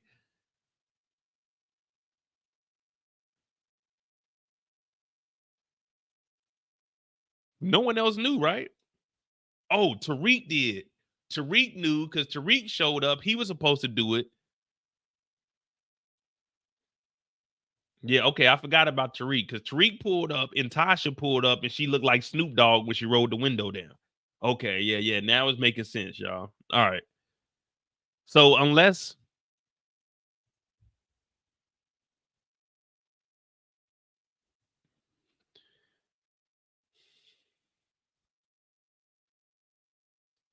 Don't tell me Tariq is going to go to the hospital. Monet, the kids tried to do it because they told me to set you up and I was going to do it, but I don't know who pulled up and shot you. But Diana's the one that came up with the plan. They gave, you remember that white boy Tommy that you pulled the gun on? They gave his mama a note. Oh, don't tell me that's going to be Tariq going behind them to talk to Monet. Oh, that's even what Eric said. Yep. Listen, that's what you got to do now. Hell, Tariq done already told on his dad. Tariq done told on Jukebox. Tariq and his mama done told on Kanan. You might as well go and tell on Diana now.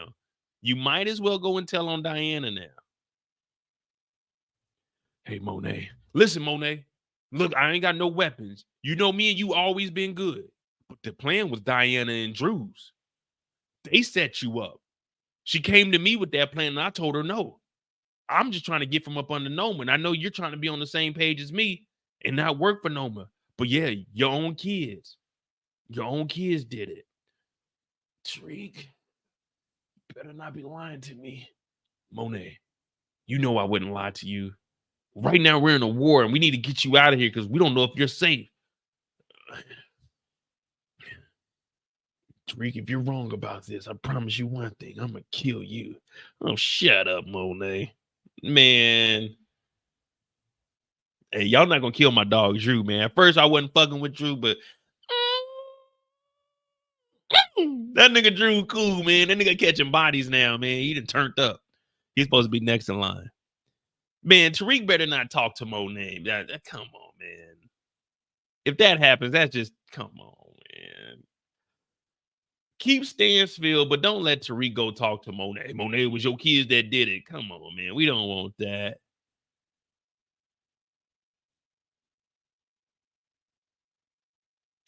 Damn. Tariq don't need Monet anymore. He got the connect. What connect Tariq got?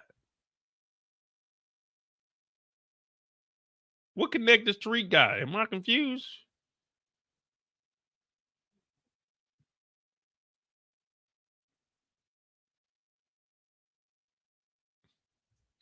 Yeah, Nelly, you gotta wear the sleeves with the cutout for your thumb so you can hold the toolie. Yeah, you gotta have the sleeve cut out so you can hold the toolie. Pow, pow, pow, pow. You want to have that grip. Now, if you just got gloves on, it might slip out your hand. But if you cut out the hole, it had your thumb there, you can get the grip. You know what I mean? Let me see. Yeah, get that grip. You know what I mean? Try holding on your cell phone with just like some gloves or some mittens on it. Phone fall out your hand. You gotta have the grip. Tariq doesn't have Noma anymore. Remember, the war started. At the end of the end of the season, the war started. It's Noma and the Tejada kids versus Tariq and Brayden and / Obi. Remember, because Effie told that they were gonna go after Anya Covington, her daughter. But that's when Effie told that she was on the other side, and Tariq went in there, and Brayden came in and shoot. So Tariq doesn't have a connect right now.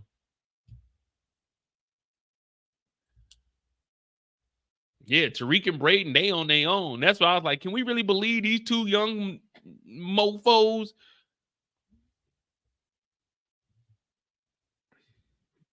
Damn, Diana, you really gonna have to watch your back. But this puts Diana in the same situation. Diana and Drew were trying to get next to Noma so they could be next in charge, but now Effie done passed up Diana, and she's back down to like number 3 because it's gonna go Noma. Noma's gonna trust Effie the most because she gave up the information on Tariq, probably Kane, and then Diana and Drew. So this is really this is like a lose-lose for Diana. You try to kill your mom. I ain't gonna lie, I like Ghost though, man. I fuck with Ghost, man. I like Ghost.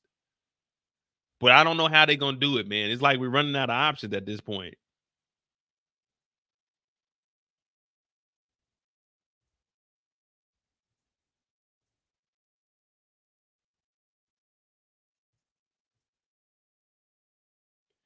All right, so get away from Monet, check. Transfer schools, probably not. Block Salim, there's really no reason to, but I mean, if you did, okay, cool. Hide from Tariq, check. She can do that for a little bit. Make sure Monet doesn't find out. That's going to be, we'll put a check by it, but we know Tariq is probably going to be the one to divulge that information. Hey, man, they tried to kill you. Nah, Tommy ain't coming back. What I think they're going to do in the next season of Force, they're going to just catch it up. Even though, like, I don't know how they're going to do it, because season 2 is going to be 2 seasons behind where we are in Ghost. So once season 4 drops, season 3 is only going to be catching up to where they were in season 3 where Tommy showed up. Because I don't know if they can do that big of a time jump, because Tommy's trying to get Mireya back. Like, you see what I'm saying? So it can't be too big of a time jump, or it's like, if I'm involved with somebody and like, okay, they get kidnapped, it's kind of like, hey, after a week or 2, it's just like, well, hey, the love for her is gone. You know what I mean? I'm not really about to be trying to go to war with her brother over her. It's like, okay, she's back with family. Okay, that's the end of that. But I don't know. We'll see. We'll see. We'll jump around because we really don't care about Effie too much.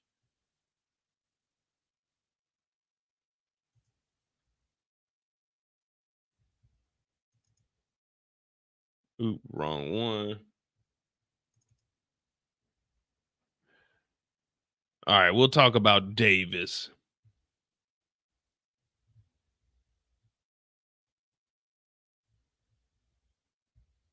And make sure y'all hit that like button for me. Hit that subscribe button if you're new to the channel. We just talk about a little bit of Ghost, get a little refresher in since it's the New Year's, and we got a break till our beloved Raising Kanan comes back on.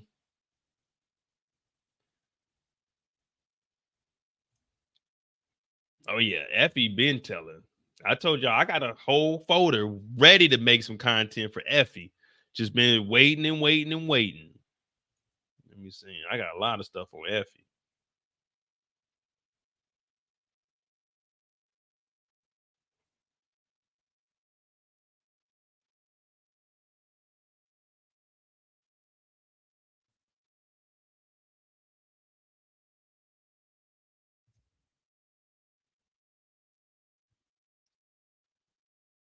All right. Good old Davis.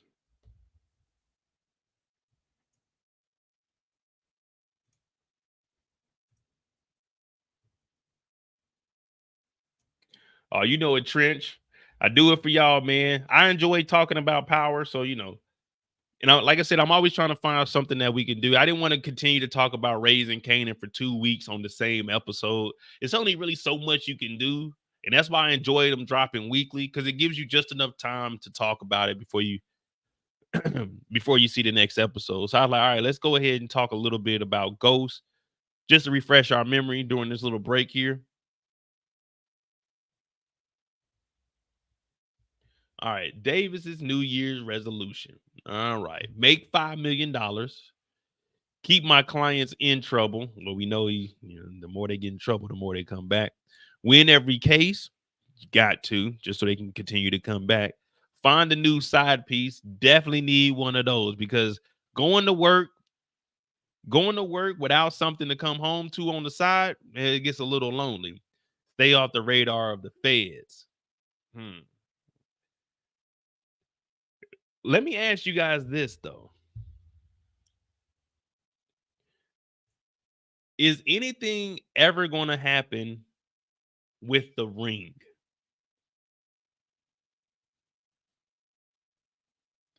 Is anything ever going to happen with the ring? Because remember, Davis had it before it went to auction. Noma ended up getting it back. Or are we just done with the ring? Like, last season was our last opportunity to do something with it. Then what y'all need to see that man's wife for, man? That is his wife. That ain't y'all wife. Y'all leave his wife alone, man. Come on now. We're not gonna do that over here, man. Y'all gonna respect that man's wife. Y'all don't need to see her. She is a happily married woman. All right. She ain't got time to be showing off for y'all. That is none of y'all business. They always tell you, leave your ring at home, because the day you wear it to work is the day you ain't coming back for. You know what I mean? Denzel told us that. Leave the ring at home. No, I was just asking, because we didn't hear nothing about it after she got the ring back. I'm with y'all. I thought last season they would have did something with it, but I'm fine if they don't ever bring it back up.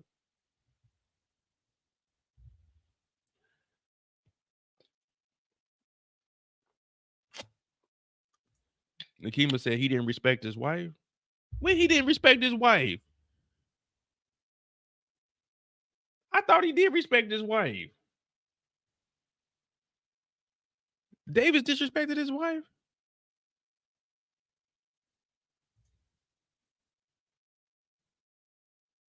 Y'all got to give me an episode. I don't know when he disrespected his wife. I'm trying to think. Did he ever disrespect his wife?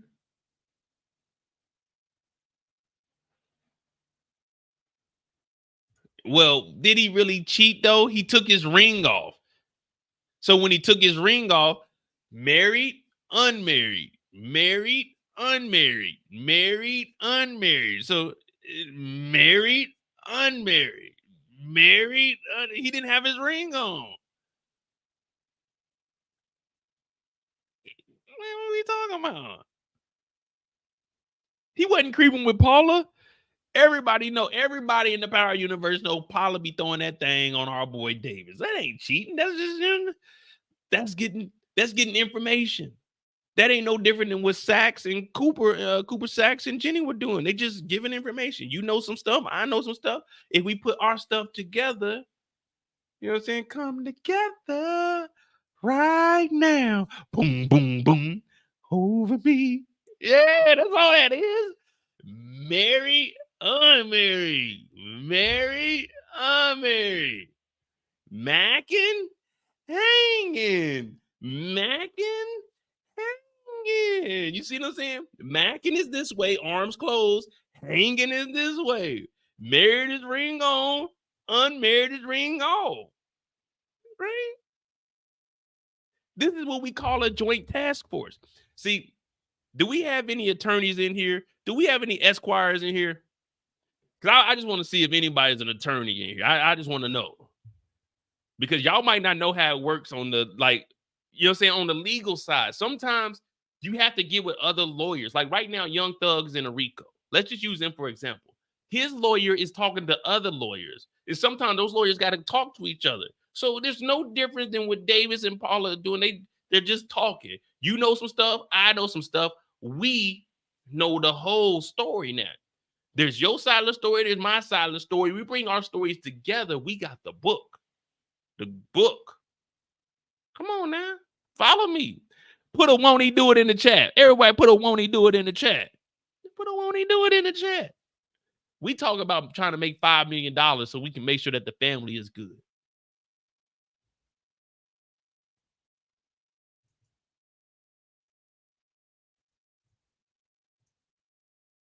But wait a minute.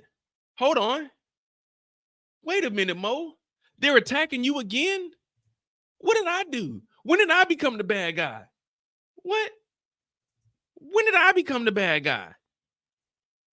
Wait a minute, Mo. When did you become the bad guy? Because I can remember less than 48 hours ago. Less than 48 hours ago. They were on your dome, Mo. Why were they on your dome, Mo? Because you were trying to justify being the big dog, right? Why, when I was on this, no one stood up for me when I said Ronnie told on Unique for cheating and he ain't even married? Where were y'all at then? Why are all y'all celebrating Unique? Oh, we don't want Unique to die. But Unique was fucking around with somebody that tried to kill him. But not one person stood up there with me on Saturday night. I was out here fighting by myself, 2v1, whooping ass, and no one was on my side. So now you can't tell me that Davis, oh, he's cheating when y'all was rooting for Unique. Don't do it. This is the Power Universe. I do this for a living. I wanted you guys to go down that trail so I could set your ass up. I wanted to set you up. That's why I said, ring on, ring on. Where were y'all at? Where was y'all at? Where was y'all at when it was me versus two? No one was on my side. Well, I stand on what I talk about. Yeah, just I'm the big dog. I do this shit. When nobody saying nothing about Unique. Oh, Ronnie's a bitch ass nigga. Why'd he kill Unique? He killed Unique because Unique was cheating. But it don't matter because y'all just said, oh, it was Unique. We love Unique. But when Davis do it, it's a problem. Now, fuck that shit, man. We're not doing that. We're going to keep it on a level playing field across the whole Power Universe. If one person can do it, we can all do it. We all just watched James St. Patrick mess with Angela and no one was saying, oh, James. We just heard Tasha snitching on motherfucking Kanan. So what is it? When Tasha was doing it, it was okay. No one said nothing. What are we doing? What are we doing? What are we doing? What are we doing? Big dog. Big dog.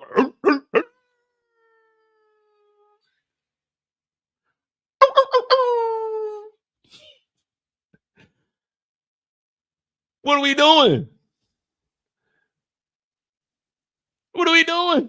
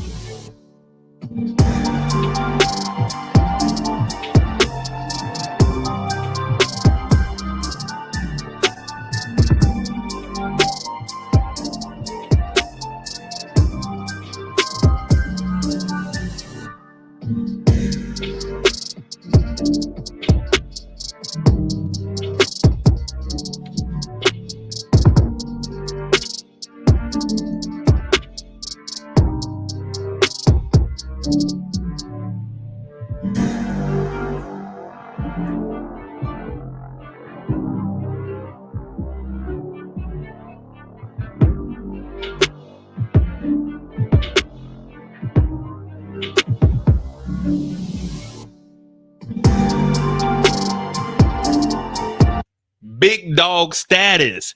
All I do is reel them in. All I do is just throw it out there, get y'all worked up, and then I attack. But why ain't nobody call Unique a bitch ass nigga? Why ain't nobody say Unique was wrong for messing with Rock? Why was everyone crying? Oh, Unique, he did. He cheating on his baby mama. He cheating on his baby mama, right? And if it wasn't that big of a deal, then why'd he go attack Ronnie? Oh, Mo, don't do it. It's Monday. Don't do it. It's Monday, Mo. It's Monday, Mo. Don't do it. Don't do it. My bad. Let's get back over here. Let's get back over here. My bad. That's me. Hey, that's on me. I apologize. I apologize. I just want to call out all the contradictions. That's all I want to do. Because niggas was crying when Unique died. But Unique died over Rock's vagina. Okay, then. At least my nigga Davis is still alive. Make $5 million? Check. We can achieve that. Keep his clients out of trouble? Check. We can achieve that. Win every case? Check. We can achieve that. Find a new side piece? Check. We can achieve that. Stay off the Fed's radar? I don't know about that. Now, that's one that we might not be able to do. That's one we might not be able to do. This stay off the radar? This is one we might not be able to do. This one right here, this might be tough. Stay off the radar. That might be tough. We might not be able to do this one.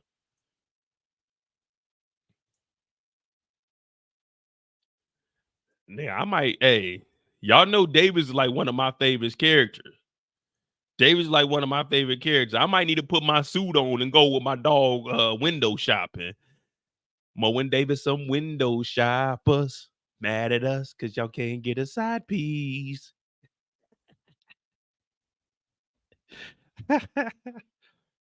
Oh, man. Oh, okay, so Unique is single, Davis is married. So, fellas, you heard it. If you have a baby mama and you're not married, you are more than welcome to go knock something else down. As long as it's just a baby mama and not a wife, because I always say until you married, you're single anyway. So you are okay. If it's just a baby mama, you are okay. You can go do whatever you want as long as it's just a baby mama. That's what they telling me. Because Davis is married. But if it's just a baby mama, ladies, if it's just a baby daddy, this ain't me saying it. I don't agree with that. I'd be damned. I'd be crying. My baby mama fucked another nigga. I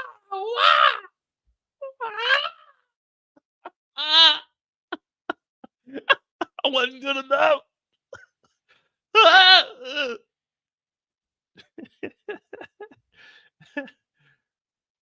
All right, well, let me go ahead and write this down so when I get a baby mama, I can tell her, man, if you go back to 2024, they told me you just a baby mama. I can do whatever the fuck I want. Okay, you can smash as long as it's just baby mama. Bet. Cool. All right, now we got an understanding. Miles said, okay, always wondered. He said, I always wondered. Nah, we don't condone that. But in the Power universe, we don't give a damn. We don't give a damn. James St. Patrick, he was knocking Angela down. Tasha was fucking Shawn. What was the bald head nigga named Silver? Yeah, I mean, it is what it is in the Power universe. But Davis is doing this for the family, though. Same reason Unique is doing it. He's paying all the bills. He's trying to make $5 million. Does the kid's age matter? Nah, I guess as long as... No, I guess it don't matter. It could be like 1 month pregnant all the way up to the nigga 18, I guess. I mean, I don't know how that works. I don't have kids, so I can't confirm any of this. I don't have any kids. So you had to ask somebody that was fucking around while they were like in a relationship or something. I don't know. Me personally, I wouldn't do it, but that's just what they telling me. You know, I don't know those rules. That's why I was trying to see if we had an attorney in here so we could see how it is being, you know what I'm saying, an attorney at law. But I don't know the rules. All I'm saying is Davis do need a new side piece, though. He do. But we don't need to see his wife. That's disrespectful. That's disrespectful. We see his wife. But I think Davis will be able to accomplish all of this. We know, if we're being honest, we know Method Man is eye candy for the ladies. So they're definitely going to have another woman on here for him. They might have his wife, But who would y'all think would play his wife though? Well, because they already filming. I was gonna say they could have brought Taraji, Taraji P. Henson in, but they already started filming season 4. That would have been cool though. Y'all think that would have been cool? Taraji to be the wife? If she'd have been here for season 4, that would have been cool to integrate her like that. But that would have gave him more of a storyline.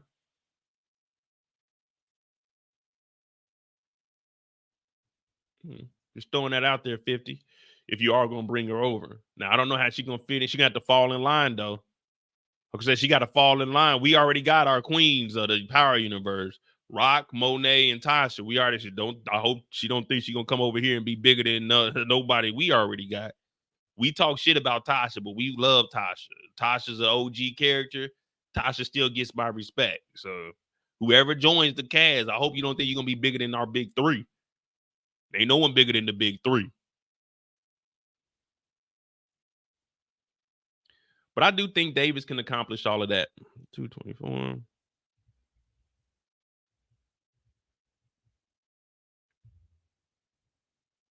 All right. Well, we had 2.5 hours. We could do either either Tate or Effie, or we can go into some free time. I just wanted to, refresh our memory. Shout out to Power is Fire. This is their slides that I got off of their Instagram. They do this each and every year. We did it last year with Ghost. They got a. Would you guys want to do the Force one also? I don't know when I'll be able to do Force, but would you want to do the Force New Year's resolution? Because they do have that also. But man, we got a long time before we see that. So I don't even think.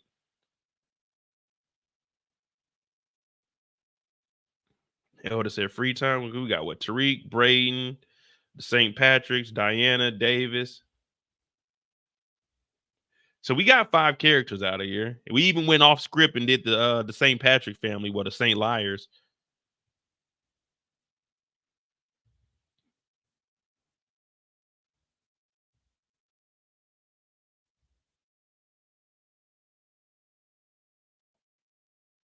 Dog, I ain't gonna lie, it's cold as hell, bro.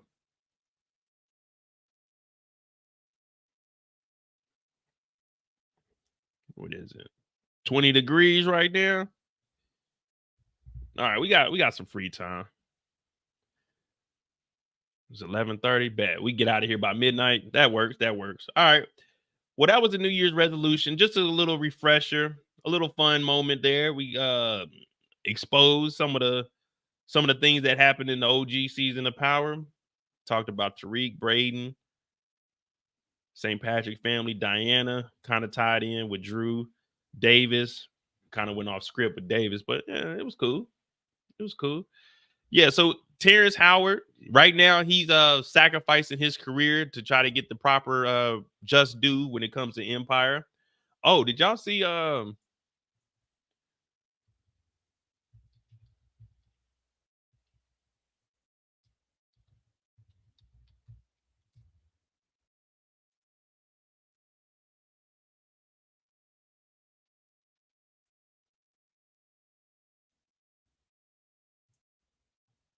so since we're talking about Taraji,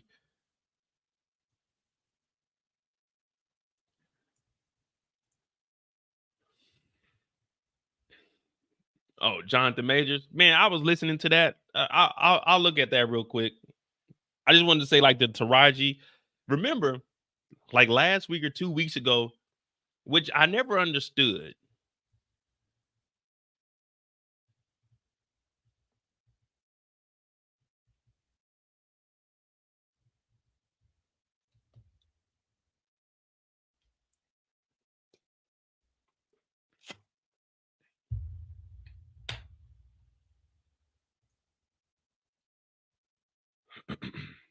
So if you remember, like last week or the week before, Taraji P. Henson, she was crying, talking about the unfair pay within Hollywood when it comes to, saying how much she's making, how much women are making. My whole thing was, we just had the writer and actor strike. Why didn't she come out and say any of this when they were in like negotiating? Like, hey, everyone needs to be on the same playing field. Why would she wait till after all of that happened? Now, I'm not taking like no shots at her. It's just like a genuine question.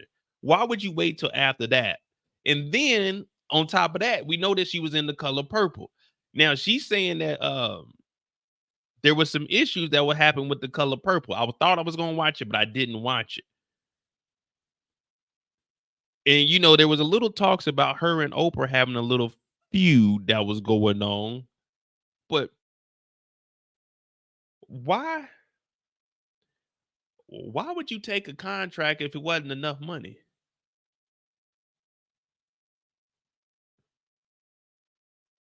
You know what I mean? If they say, here, Mo, you're watching Tubi movies, I'm asking for $500 a movie. They tell me $250 a movie. Unless I agree with that, I don't have to take that $250. And I can't accept that $250 and say, hey, they offered me less. I took it. You see what I'm saying?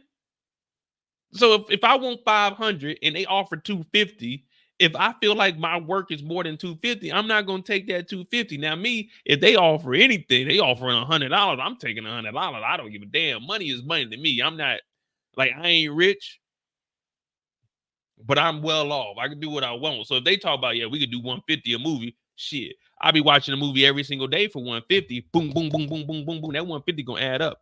But Taraji, she accepted the contract for The Color Purple, but then she starts talking about The Color Purple having set issues like no food at rehearsals. And then Oprah says, well, there's no feud between us, but I'm not in charge of the budget. So I was kind of wondering, like, why, like, if there's no food or anything, quit. It's really that simple. You see, I just don't get it. We just had a whole strike. You could have said something then. You could have spoke your piece. Hey, man, black women aren't getting as much. But instead, y'all were just out there protesting. Like you didn't have no say so or nothing.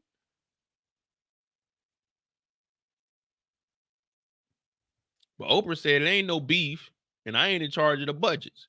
So it says Oprah Winfrey is shutting down any speculation involving an apparent feud with her and Taraji. Well, that's because when you're a billionaire can't beef with a millionaire. Remember, whenever you beef with somebody, you can never beef with somebody that got less money than you. That's just facts. That's the art of war. If they got less money than you, don't even worry about it. But it said amid the revelations that The Color Purple cast did not originally have food or trailers provided. So you were just getting dressed in your car, and you pulling up, they talking about, all right, it's time to get on set. All right, so where's wardrobe? Well, we got this sweater for you today, Mo. Okay, so shout out to wins and losses. You know what I mean? Shout out to wins and losses. This just dropped January 1st. You know what I'm saying? We had it first. So we got to just get dressed right here. There's no trailers. Y'all got any food? Y'all got some water? No, we ain't got none of that. You just got to get it how you live. Nigga, I'm quitting. Y'all ain't got no food. We ain't got no trailers. The fuck you mean we ain't got no trailers? So the cast did not originally have food or trailers provided to them on set during rehearsals. Oprah was a producer of the new film decades after originating the role of Sophie. And I ain't gonna lie, they whooped her ass. And earning an Oscar nomination in '85 for the adaptation. Henson stars, blah, blah, blah, blah. Talking about, okay, here she go. Shug, yeah. Spent the bulk of her press tour talking about how she had a fight to ensure she got paid fairly and that castmates had access to simple requests like food, drivers to set, and more. If Shut Dato said they had to go to the local mall to change. Hey, chill. The changing room at the mall. Like, if all of this is going on, even like right now, I was at work today and I was like, you know what? I might quit this motherfucker. Like, what? I just don't get it. If you feel like you're getting treated unfairly, then file a complaint and quit. Get out of there. But she said they didn't have access to simple requests like food, drivers to set, and more. People were saying that I was not supporting her, Oprah told Entertainment. Taraji will tell you herself that I've been the greatest champion of the film, championing not only the behind the scenes projection, but also everything that everybody needed. So whenever I heard that there was something that someone needed, I'm not in charge of the budget because that's Warner Brothers. That's the way the studio system works. No, hey, Oprah ain't being cheap. Oprah is 1000% correct. She said, listen, I am not in charge of the budget. That's Warner Brothers. That's the way the studio system works. Like, I did my part. That's on Warner Brothers.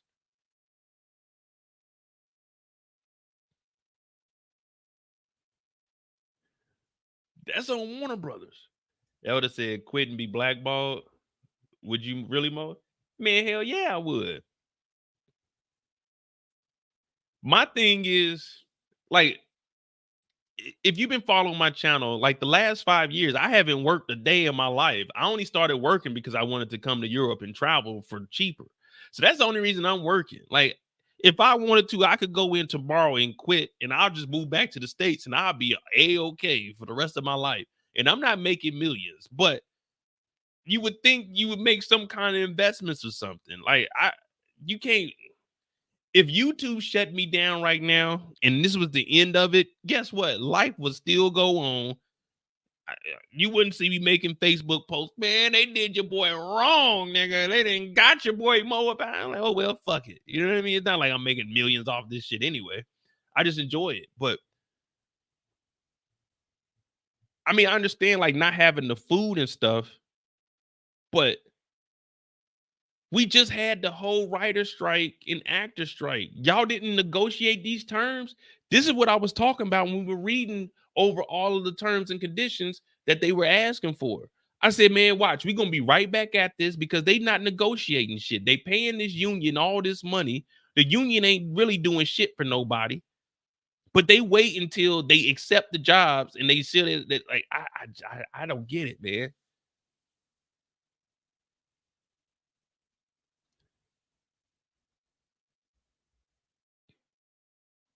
So this is what Oprah said. She said, we as producers, everybody gets their salary and everybody is negotiated by your team. So your team negotiates it. So if Taraji felt like she wasn't getting paid enough, you got to go to your team. You got this weak ass negotiation team going on. If you felt like you needed more, then negotiate that. Oprah continued. And so whenever I heard that there was an issue, or there was a problem with cars or a problem with their food, I would step in and do whatever I could to make it right. So Oprah was doing her thing. But the only person getting blamed for it is Oprah when it was really Warner Brothers. And I believe that Taraji would even vouch for that and say that this is true. What up, Brillo? What up, Pookie? Oh, I ain't even see you in here. Pookie Jenkins, PhD. We got us a real doctor in here, not a pretend doctor like Mo.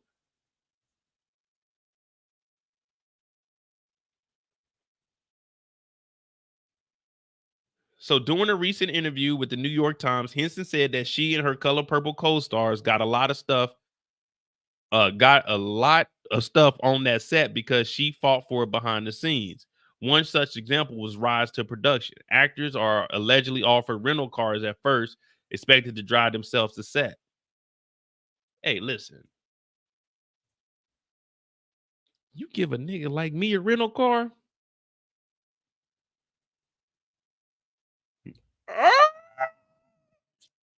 Give me the vet. Give me a rental vet. Oh, you ain't gonna hear no complaints from me. You give me a rental vet. You give me a debit card so I can get the gas.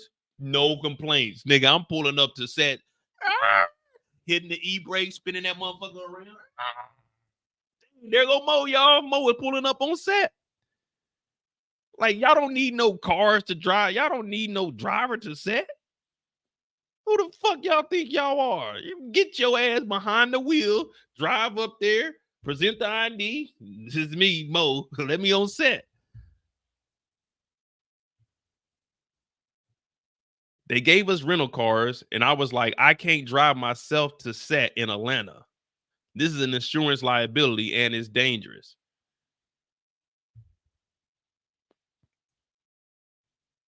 And the insurance liability, when we get the rental car, you know, we get insurance on the rental car. It's not an insurance liability. The rental car will have insurance on it. Just like when you drive your own car, you got to have insurance. There's no liability, okay? It won't be coming out of your pocket. She said, what I look like taking myself to work by myself in a rental car.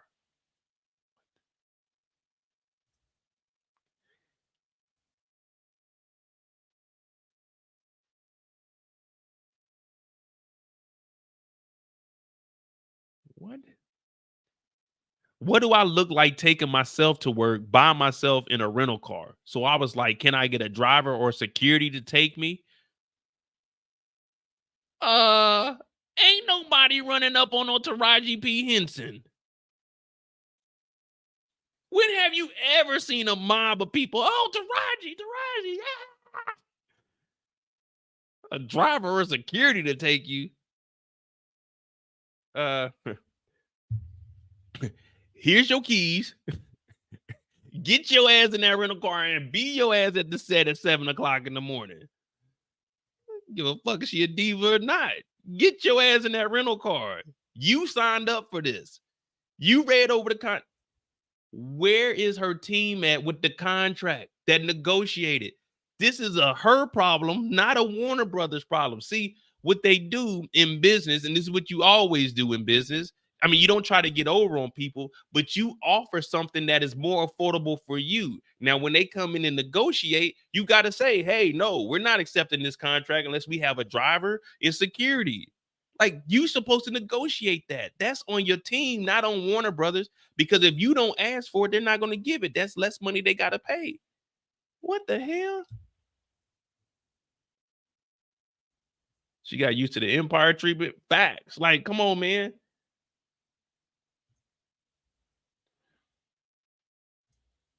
And look, they're like, well, if we do it for you, we got to do it for everybody. Well, do it for everybody. It's stuff like that I shouldn't have to fight for.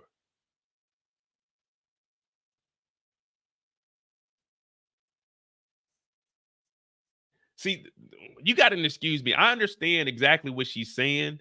I'm not against what she's asking for. It's just, you got to understand, I'm always unbiased with this. I do have a business background. So for me, I'm looking at it from the standpoint of Warner Brothers doing business. If they can cut the cost on giving you a driver, giving you security, and give you a rental car, and they just cover the gas, they're trying to save money. What do you think that the whole strike was about? You see what I'm saying? Both sides, somebody got to give a little bit. They give you a rental car. Okay, cool. You don't have someone that can drive for you?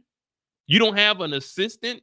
Like, you just going to the set by yourself? Because I heard you were crying and you said that you had a whole big old team that you got to pay.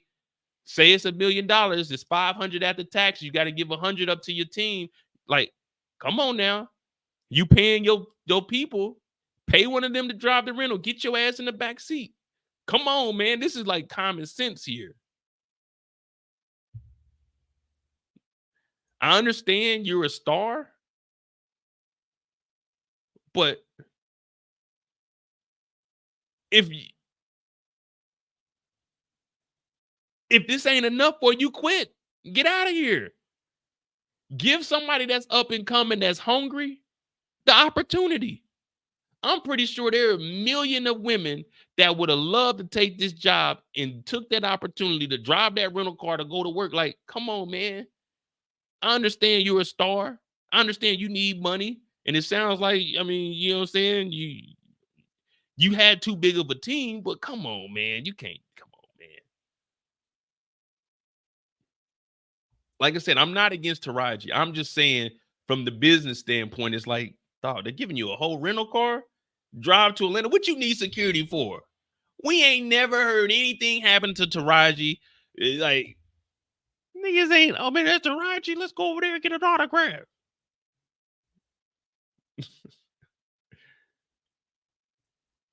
Exactly, Elder. You still read your own contract, and if you don't know, that's what your lawyer is for. So you still have your negotiation team. Your negotiation team is the ones that actually going to go in there. Then you have your lawyer read over the contract. This lawyer, he's going to tell you, or she's going to tell you, all right, this is good, this is good. And you'll say, hey, do they got a driver in there? What's the food going to be like on set? You know what I mean? Like, you make those requests. It's no different than me accepting a federal job. They send you a tentative offer. That tentative offer tells you how much you're going to get paid, when you're going to be working, how much leave you're going to be occurring. And at that point, you get to negotiate. You say, hey, this is what I want. Can I get this? Can I get paid a little more? Can I do this? And they'll either tell you yes or no. And then before you accept the final offer, you can say, well, nah, we can't come to an agreement. I don't want it. But it looks like she's just accepting jobs like, fuck it. Women are naturally scared. I mean, I understand they, you know what I'm saying, they aren't, but that's the thing. She's not the one negotiating any of this. Her team was.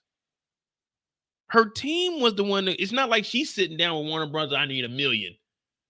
I need $1 million. I need steak on Mondays. I want a salad on Tuesdays.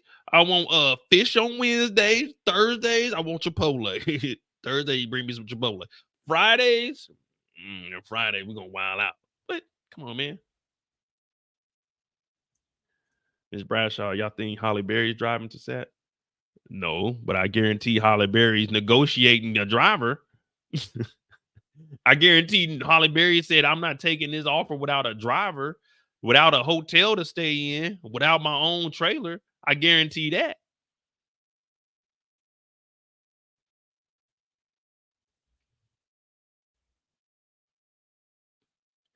Oh, you talking about Halle Bailey? Oh, well, yeah, she different. She got Jay-Z and Beyonce behind her. And she was just on Disney. She got that real money. She ain't got that play money. I thought you were talking about Halle Berry. Yeah, Halle Bailey. Yeah, she different. She different. You don't hear her complaining. When we just seen Warner Brothers said if they do it for Taraji, they got to do it for everybody. So that means even Holly wasn't getting that. But we don't hear Holly complaining. Holly went to work, did her job. Taraji's only saying all of this because she's been living above her means and she got too big of a team that she got to pay.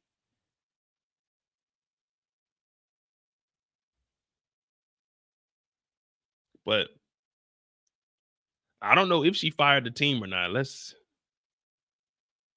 She broke down in tears while discussing the pay disparity issue she faces in Hollywood, despite her success on Empire. Well, Monet is making $1 million an episode, 400,000 or something like that. Rock is making a pretty penny. It's your team that ain't negotiating.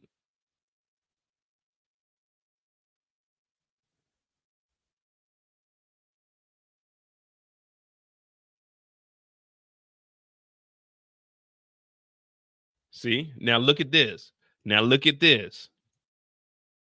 Henson, an Oscar nominee for The Curious Case of Benjamin Button, nearly passed on The Color Purple due to pay and because she was forced to audition for the role as Suge Avery, despite being the director's top choice.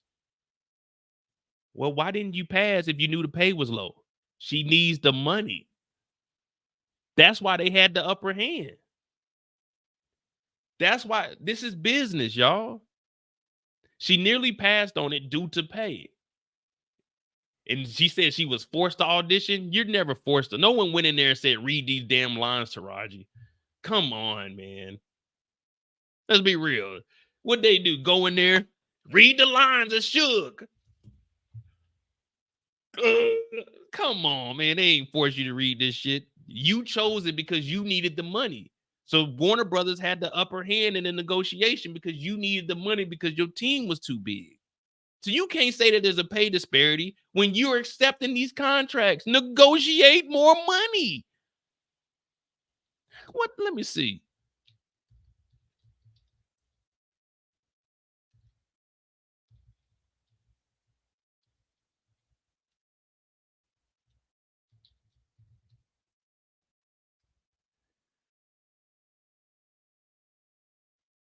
Monet is getting $400,000 per episode. I ain't that good at math.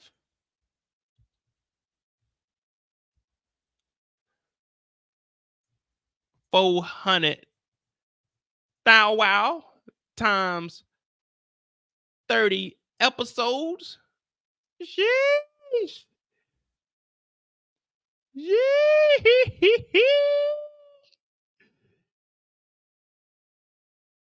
Ooh. Oh. Ooh. Ooh. Oh. 12 million for 3 years. Oh. Oh.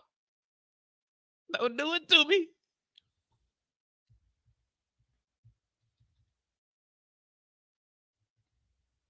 All right, hit the cap lock.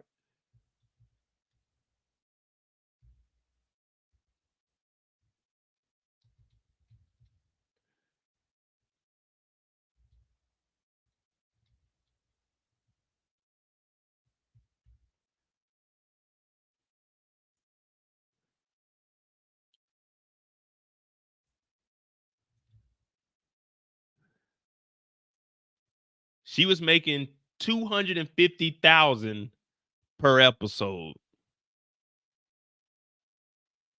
Oh no, she was getting $175 per episode on Empire.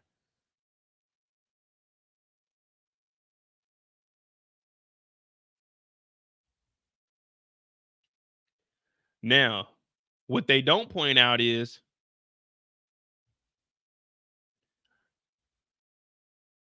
Refinery 29 in the drama, Kerry Washington, Viola Davis, and Taraji P. Henson were the only women of color to make this list.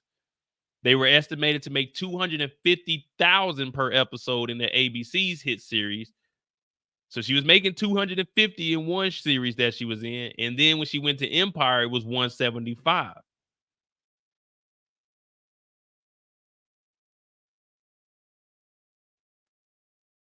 See? She accepted these terms.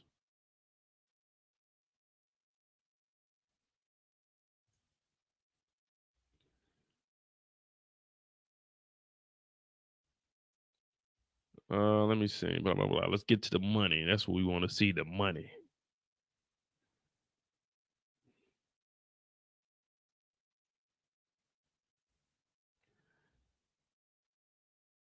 So here she goes talking about Henson proceeded to break things down, explaining how her paycheck for a movie or show begins to shrink considerably after taxes are taken out. And all of the members of her team are getting their salaries. Know that off the top, Uncle Sam is taking 50%. Okay, we can't do nothing about that. Taxes are going to be a guarantee. Your team is getting 30%. So 80% of everything she's getting is gone. Why is your team getting 30% of everything?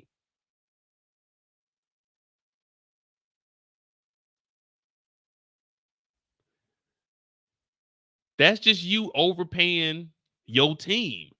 You need to cut your team down to 15%. You need to move to a state where they're not going to take 50%. That's all you got to do. She said, now you do the math. No, you do the math. We know that the math is off because you got all of your team. How many team members do you have?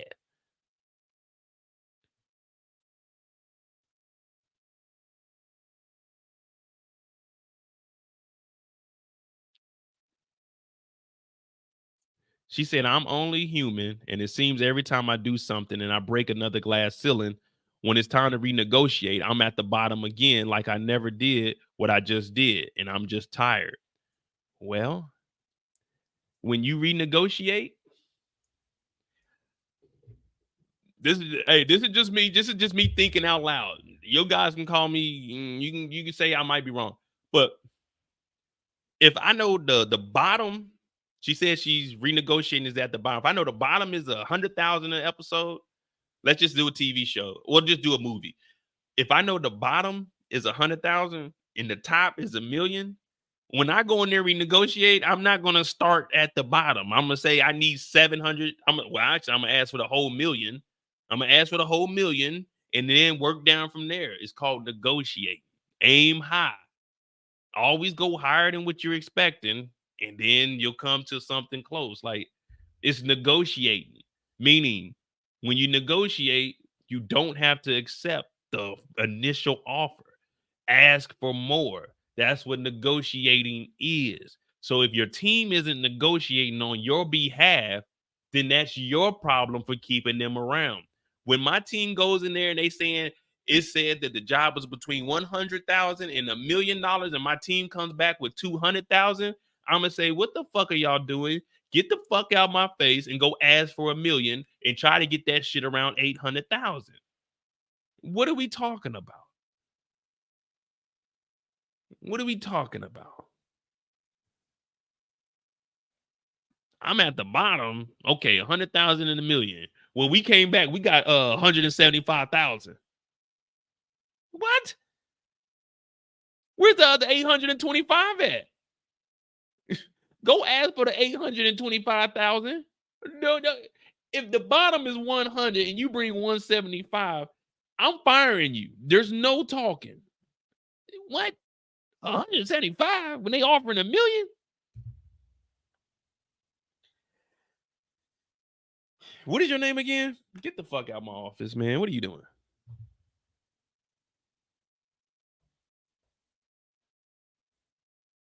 I didn't understand this.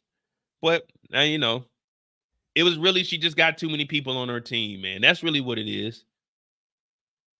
It's too many people on your team. When you got to pay too many people, that's where you have an issue. When there's more money going out than there is coming in, that's where the issue lies. I mean, shit, there ain't really much you can say about that.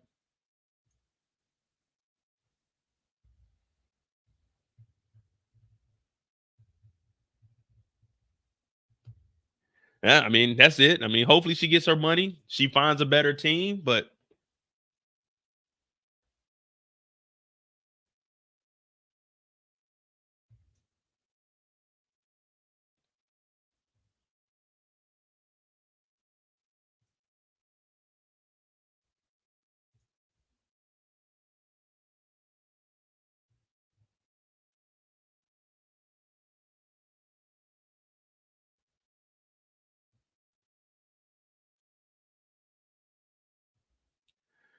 yeah, she said she made like $10 million or whatever. Exactly. Sharon's been paying attention. Don't fall for the okie doke. We do the okie dokie. We don't fall for the okie doke. Like, look at this. Wait, where's it at? Where's it at? I seen it in the title. Hold on.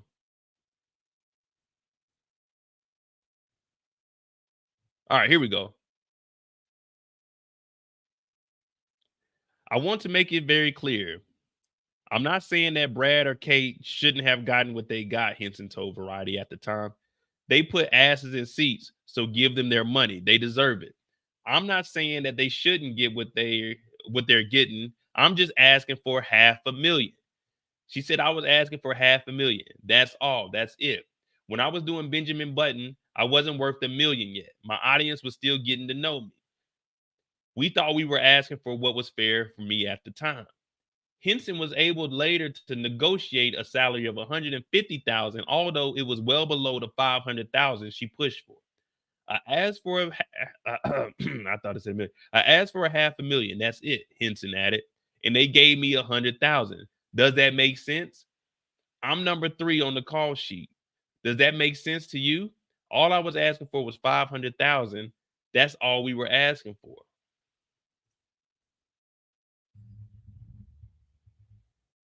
Why did you accept the $175,000 then? You should have said, give me 3 or I'm not doing it.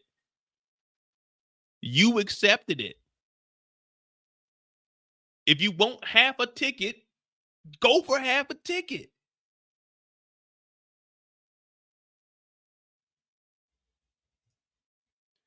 Could I see Taraji snatching up Diana? Yeah, I actually could, man. Not Diana. Taraji's a good actress. She was believable. But we talking like real life business and business. Nigga, if I'm asking for $500,000, and they bring 100,000 and I negotiated up to 150,000, I'm not accepting that role. I don't need this role that bad. What? All that. Let's just do the math real quick. Let's just do the math according to her.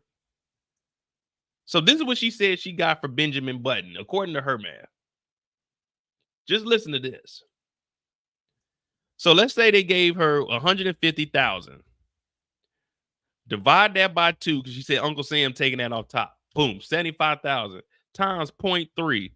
Boom, 22,000 off of 75,000. 75,000.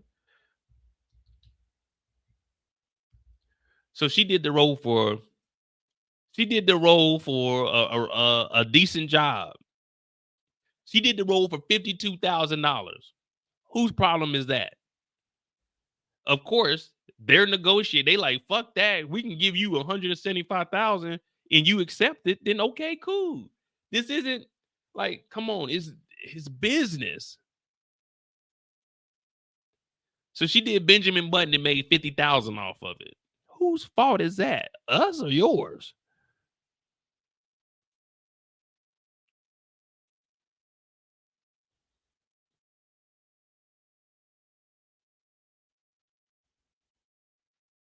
Hey man, it's a cold world out here. It's a cold world. Look over your contracts. Look over your contracts.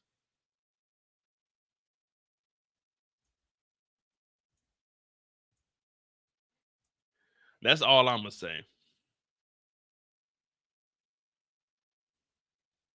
I mean, it is what it is. She'll be all right. Let me see something.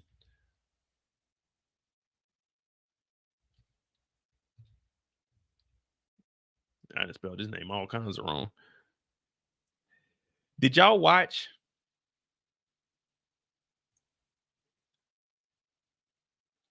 Yeah, but the difference between Terrence Howard, Tamika, he's actually suing.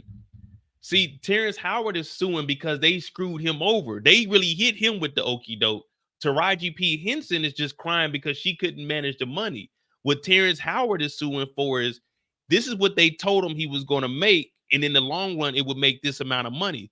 But in reality, they didn't tell him what he was supposed to actually sign. So he's suing because they didn't give him the proper information. He's not suing over negotiating the terms. He's suing over them actually screwing him over.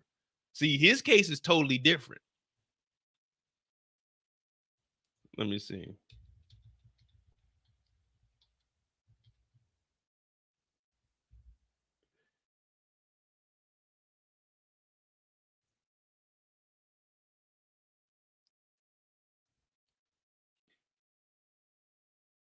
See, he's suing over a breach of the fiduciary duty, saying the talent agency allegedly asked him to take a lower salary for the popular show. But watch, where is it at?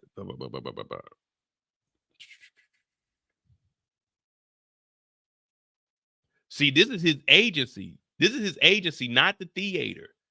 The complaint filed Friday in Los Angeles Superior Court asserts that Howard was most likely in the dark about his CAA packaging. So this is his agency screwing him over. This isn't the actual movie.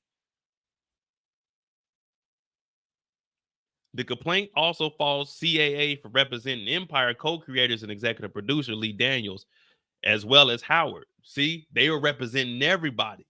So it was basically like a conflict of interest.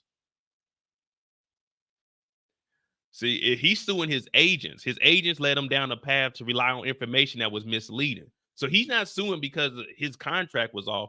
He's suing because his agency screwed him over and they had conflict of interest with the directors and the executive producers to make him take less. So he didn't know about all of that. You see what I'm saying? So his is totally different. CAA was not acting in his best interest, but in the interest of their own financial benefit, as well as the interest of the production companies and producers, Daniels and Strong. See, so his is totally different. He got screwed over by his production company, who was conflict of interest. They fucking with the producers and directors. We know that is business. So he's thinking that his agency is doing what's best for him, but really they not, because they work on both sides.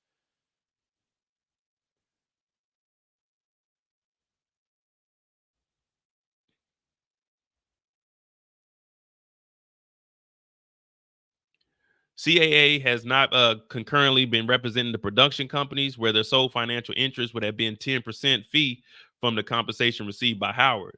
They would have most certainly fought for Howard in a manner that most producers are accustomed to seeing in CAA agents. But the agents were working with the producers and shit, so they screwed him over. And that's why he's like, y'all had me sign this, but it helped out the producers, and y'all screwed me over on what I was supposed to make. So he's actually suing for money that he was supposed to make, not for, hey, like if Taraji had something, she would be suing, but she ain't got nothing because she accepted those terms. He got screwed over because the terms weren't in the best of his interest. They were actually for the production company. So it's two different things. So he actually has a case, and that's why he even said, I'm sacrificing myself, because he's calling out all of these companies and agents.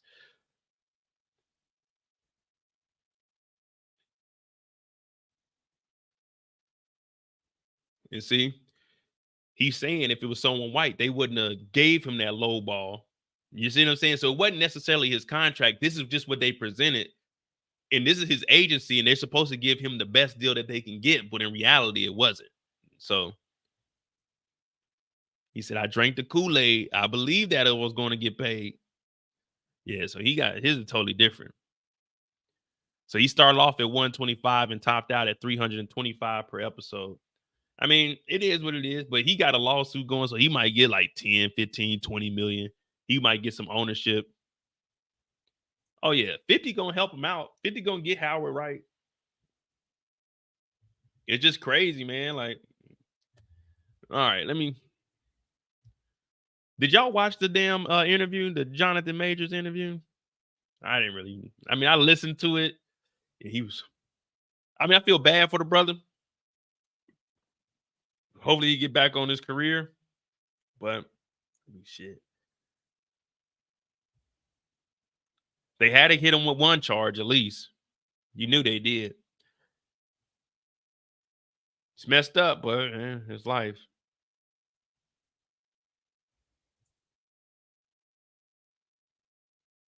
Yeah, Nikki. Yeah, we actually talked about the Monique situation last year. Yeah, she was calling them out, but she was kind of like blackballed also.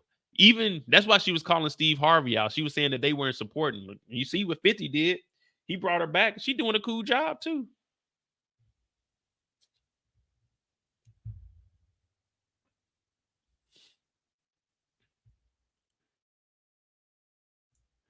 Discovery increases ownership interest in Oprah's network. Yeah. But she said she stepped in though. She said she stepped in and made sure that everything was straight on set.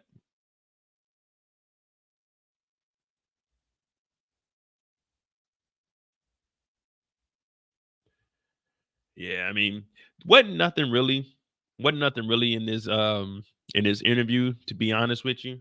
It was just him talking about it. He was shocked. I mean, we were all shocked because we seen him running away. I know I joked about it, but shit, man. Sometimes you gotta laugh at this stuff, man. But hey, man, the best of luck to him. Hopefully he'll get back to working. Holla at 50. 50 ain't gonna care. 50 will bring him.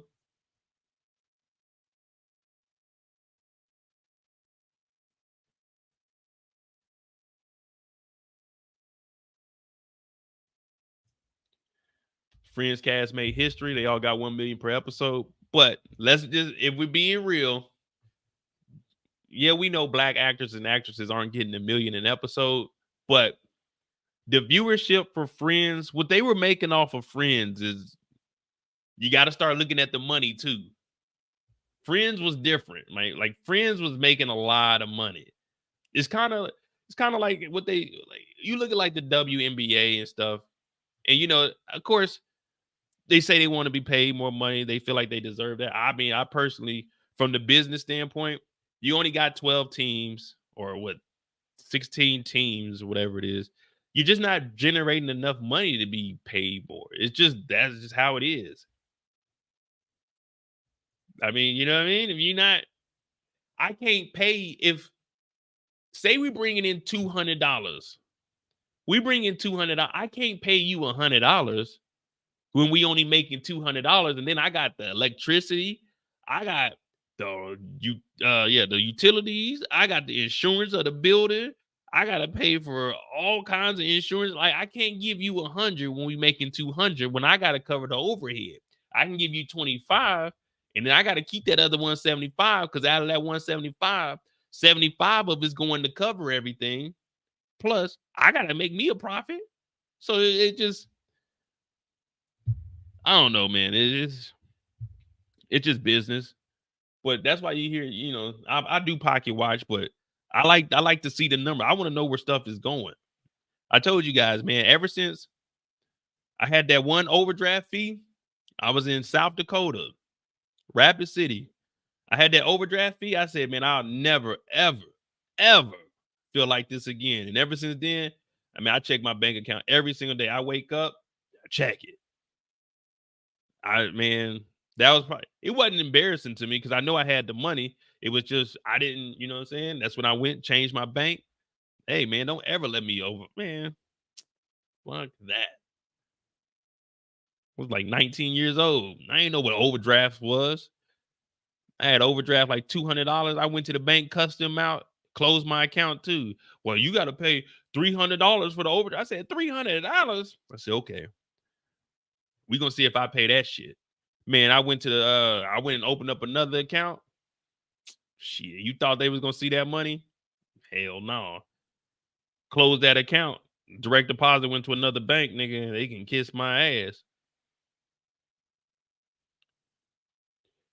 How you going to let me pull money I ain't got, man? So ever since then, I was like, nah, I got to be more careful with the money I got. And that's when I was already frugal.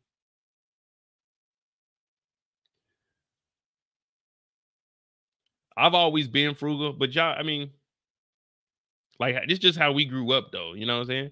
It was 5 kids, so we didn't really have too much money. I mean, my dad made nice money, but he was always working. And, you know, he came from the country, so we didn't really have, I mean, we had enough. Like, we were never hurting for nothing, but we get 1 pair of shoes for school. And then for Christmas, you get your basketball shoes.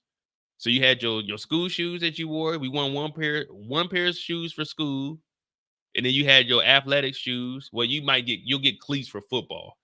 So you get your football cleats before school starts. You get your school shoes, and then in December for Christmas you get your basketball shoes. So now you got 2 pairs of shoes, but you didn't want to wear your basketball shoes to school because you had to wear them for basketball. And at the beginning of the school year, on the tax-free weekend, we would go down to Leavenworth. We would get $100 a piece, and you buy your wardrobe, and hopefully you still fit clothes from last year. So that's how I grew up. So for me, it's always been like, man, don't spend a lot of money on clothes and stuff. And if you do, get it for a reasonable price. So, I mean, now, of course, I make significantly more than what I was doing as a kid. So every now and then I might splurge a little bit. But if I can get it on sale, I'm like, man, why am I going to spend that much money? Why am I going to buy a 2024 car when I can get me a 2012, 2015? Like, I got a 2011 BMW. It works. It turns on. It gets me to work. It gets me home. It gets me to the train station. It gets me to the airport. Who I need to stun on? I did that shit when I was younger. Who I need to stun on? As long as that motherfucker turn on, it look good, it ride good, pause. That's it. I don't do car payments. I don't know what a car payment is. I ain't had no car payment since 2004. Facts. Fuck that. I'm dropping straight cash. What? I bought my Acura for $12,500 in California in 2021 after they stole my truck. Well, they broke the steering column. I paid $12,500 for that. I ended up selling it for $85,000. I sold it for $85,000 before I came over here. I bought my BMW for $65,000, so I had $2,000, so I could put the insurance on it, put the plates on it, and I got to end up keeping like $1,000 out of that. Forget that. Forget that. I'd be damned if I'm making a car payment. Cell phone, I don't do cell phone payments. I go pay my phone off when I go in there. How much for the phone? Well, for the S23 Ultra, it will be what was it, 14, 12? It'll be, well, we got a sale right now. You can get the one with the 512 gigabytes for the price of the 120. I said, let me get that one. I'm paying cash. You won't want to make installments? I own my phone. I'm going to have this phone until 2026. Yeah, hopefully it lasts that long. I don't do no phone payments. Fuck that. I own my shit. When this motherfucker give out, hey, y'all send me a new one. And then I end up buying. I don't do none of that payment stuff. My phone bill is what? Because I got the military plan, the international plan. I pay for 2 lines. I pay $80 a month. Comes up to $83 after taxes. That's it. That's it. I can't, man. I can't do them payments, man.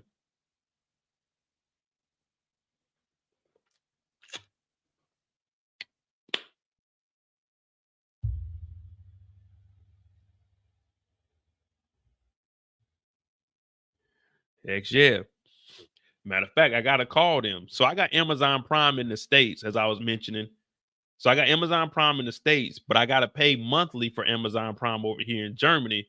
But it looks like they charged me twice in January. So I got to call them like, I need that $8.99 back. I don't give a damn. $8.99, $1.99, 99 cents. I need it back. Put it back in that account. I don't want to hear none of that. I don't want to hear none of that.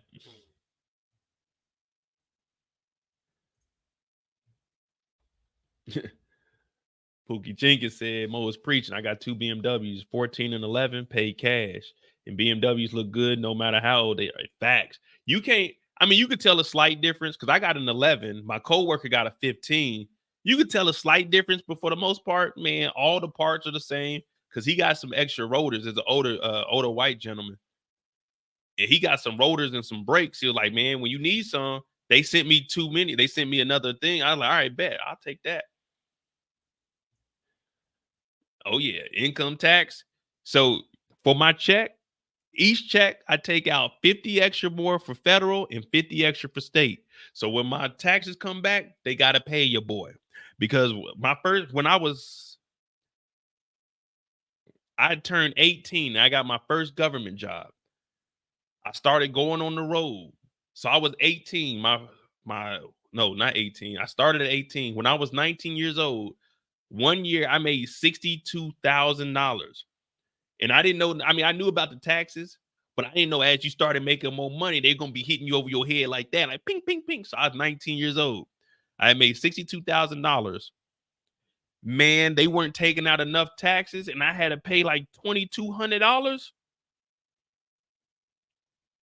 From that day forward, every single check, take out an extra 50, take out an extra 50 on state and federal. I want money back. I ain't never owed, I owed taxes last year because of my YouTube. But that's because I don't have any taxable income. So they had to tax the YouTube shit. But, oh man, fuck that. Fuck that. I need all my money. All of it. So you live and you learn.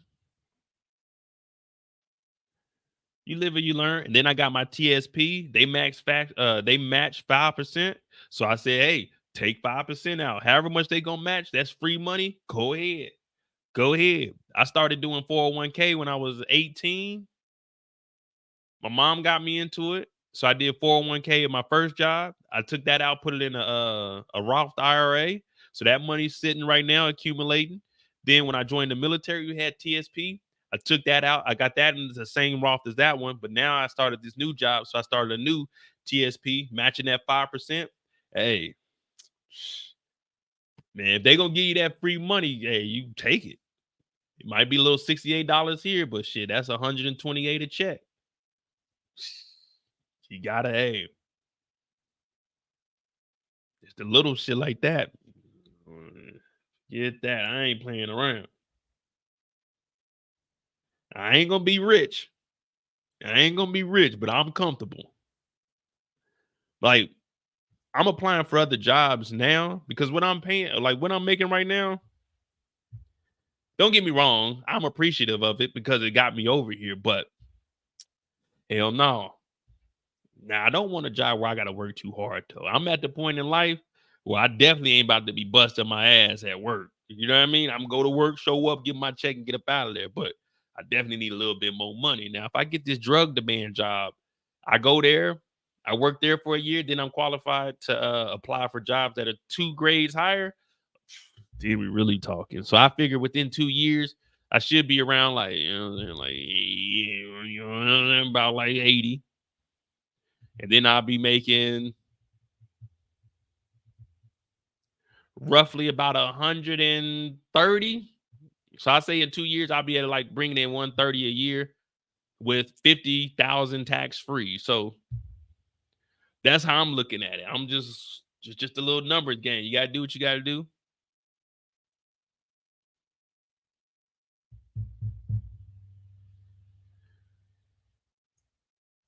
Oh no, and so I I got connections. I could move out to Frankfurt. I do, like I said, I got a young boy out here. He like 26. He making about like 115, 120.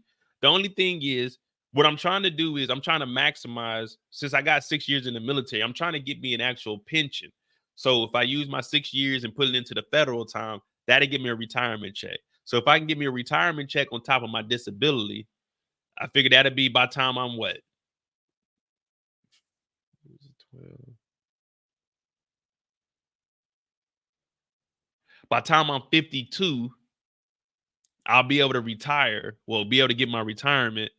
That'd be about $8,000 a month that I'm making for the rest of my life. So that's the only reason I went the federal route, so I can maximize the 6 years that I already got with the military.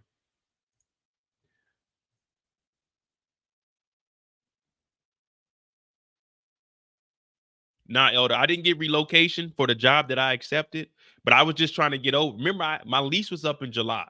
So I already had this plan. If I didn't get a job overseas, I was going to be moving to either Brazil or Thailand this year. That's where I was. Well, yeah, 2024. I was going to go home before I left. So my plan was to either get to Europe. If not, I was just going to call it quits and either move to Brazil or Thailand. And from there, continue my YouTube and just live and be done. But this job called me up. They accepted me, and it was the first person to hire me. So I took this job to get my foot in the door to be into the federal system. As I mentioned, I got 6 years in the military, so I need 14 years more to be able to get me a retirement out of that. So I took this job. I paid about like almost $25,000 relocating, sold everything, came over here, started fresh. I do 14 years over here. They pay for my housing. Well, I get a little bit of allowance for the housing. As I progress and start getting higher paying jobs, they'll pay more for my housing.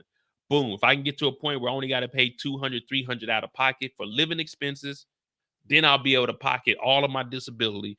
Plus, I get to pocket one check and I can spend one check.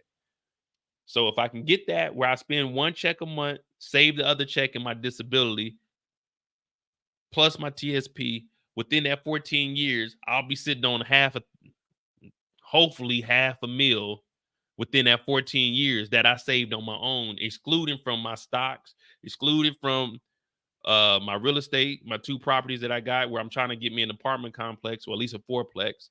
So I'll have 500 liquid is what I'm planning on doing by the time I leave Europe. So my net worth by then, if things go according to plan, I should probably be worth like 4 or 5 million.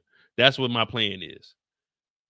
And that's just off of gritting and grinding. But, that's being modest. It might be around like 2 or 3, but that's what I got planned. And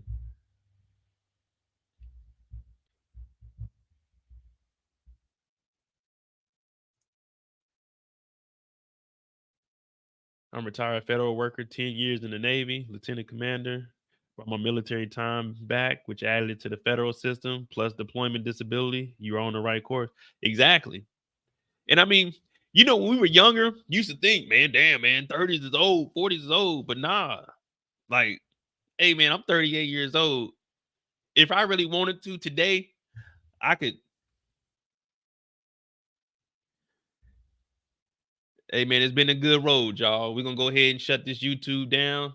I'm getting ready to call it quits. But I figured, man, if I can get to Europe, they pay for me to live. I'm going to Amsterdam next week for €130 round trip. Like, man, I can't beat that. You know what I mean? I can't beat that. I get to enjoy my life, man, and do what I want to do, like traveling. You know, I never used a passport till I was 28 years old. And now I'm like, man, I'm trying to use that as much as possible. So it's just like little slow stuff. And remember, it's not how much you make, it's what you do with it. So that's when I hear like Taraji, for example, crying about, hey man, if I'm out here making it work, that's just poor management. That's just poor management.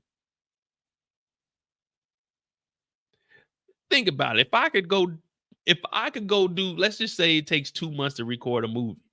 If they gave me $52,000 after 2 months for doing the movie, like after taxes and everything, oh, I'm taking that. Hey, you give me 150 right now and say after taxes it's $75,000. Man, I'm taking that. You know what I'm doing with that 75? I'm putting 70 of it up, 50 of it into the stocks. I'm putting it on Apple. I'm putting 25 on Apple and another 25 on Google. That other 20, putting that shit in my savings. That 5,000, I'm about to blow that shit, man. I'm about to go on a little trip. Go on a little trip. During the pandemic, well, I ain't gonna tell y'all how much I put in there, but let's just say I tripled my money during the pandemic.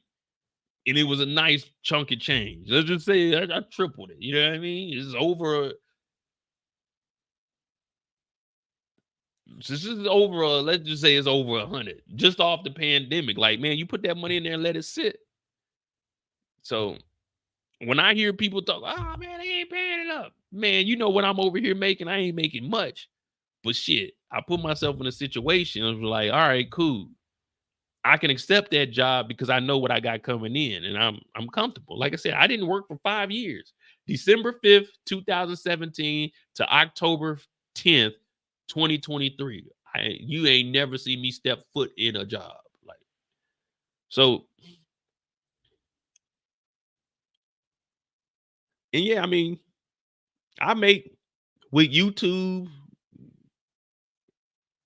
Like, I ain't really making much on YouTube now. I don't know what the hell that happened to my channel, but yeah, well, like going to work and my disability, man, I'm at like 85.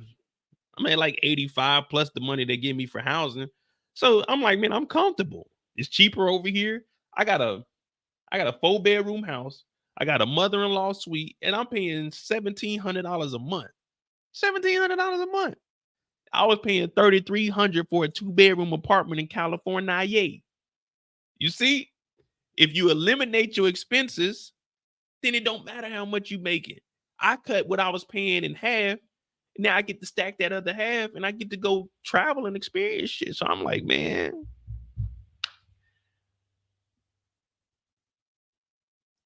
Yeah, so, you know, and then like I said, once I start getting these other jobs, I just slowly work my way up.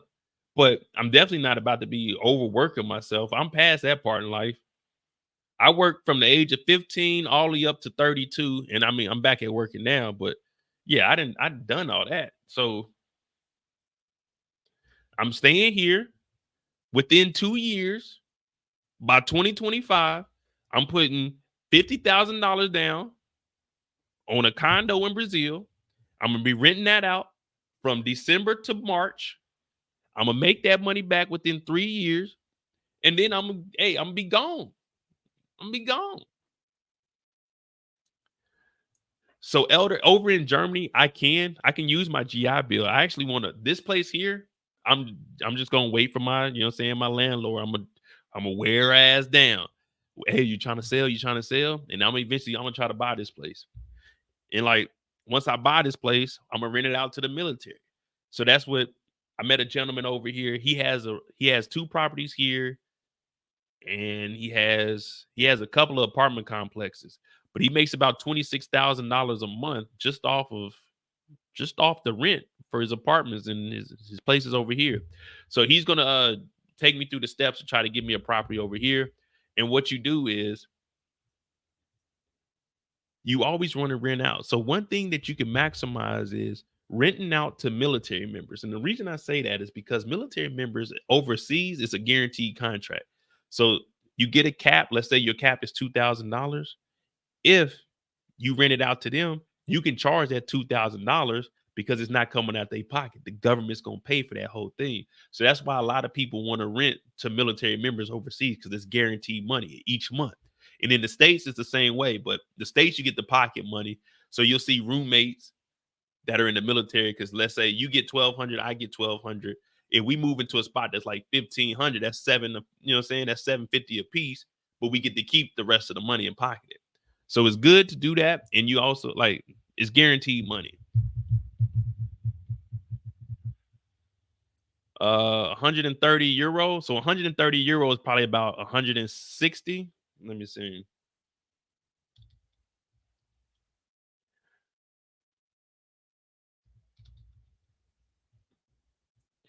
The dollar was catching it at one point. So 130 euro, $142. Oh, so it's getting closer. So when I first got here in 2013, it was ridiculous. It was ridiculous. Like if I went to London, £1 was $1.60. €1 was $1.30. It was crazy back then. I'm talking about whooping your ass.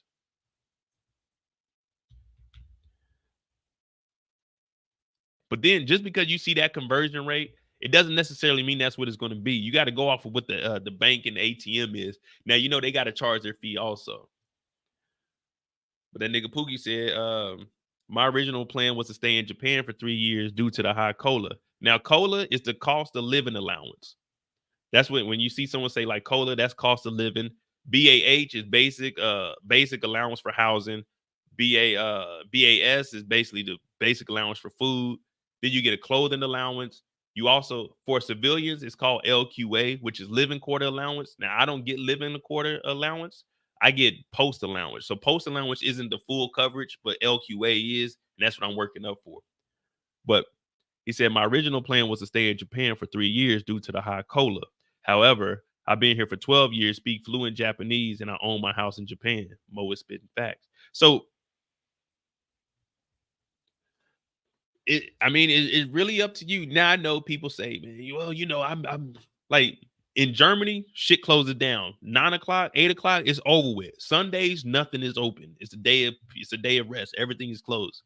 But shit, once you get past that, you don't have as many food options. But shit, man, like it's cool. You can go on the base. Everything you can buy in the States, you can buy on base. It's cheaper to get stuff off the economy. Like hold on.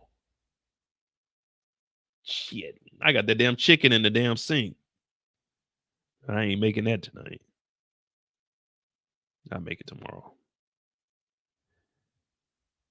But yeah, man, if you get overseas, man, it's smooth living.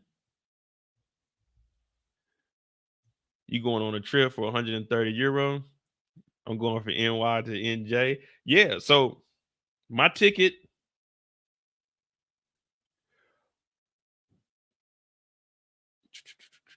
Where is it at?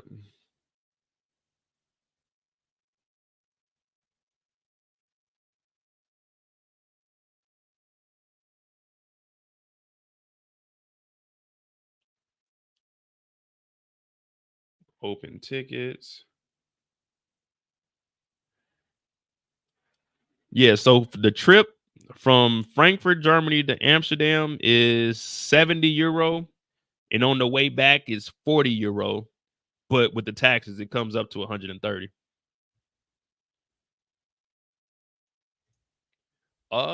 So it depends. It depends on what I'm trying to do. So my favorite city in the world, like as far as city life, is London. I ain't never been to a city like London. And I'm going to Japan probably next year though, because I'm gonna do my little European circuit. But Tokyo, my dog, why he hoop, he's in here. He lived out in Japan. He lived on the island and he lived in mainland. Now Tokyo is nice from what I've been seeing. I know my cousin, his wife is from Japan. I haven't been over there, but as far as like going to a city and experiencing the city life with no limitations, London. There's no language barrier. London, it's It's nice, man. I love London. I go to London maybe once every 2 months. Last year I was over in London for 2 weeks in March, and then I went back for 2 weeks, but I went to Portugal for one of the weeks.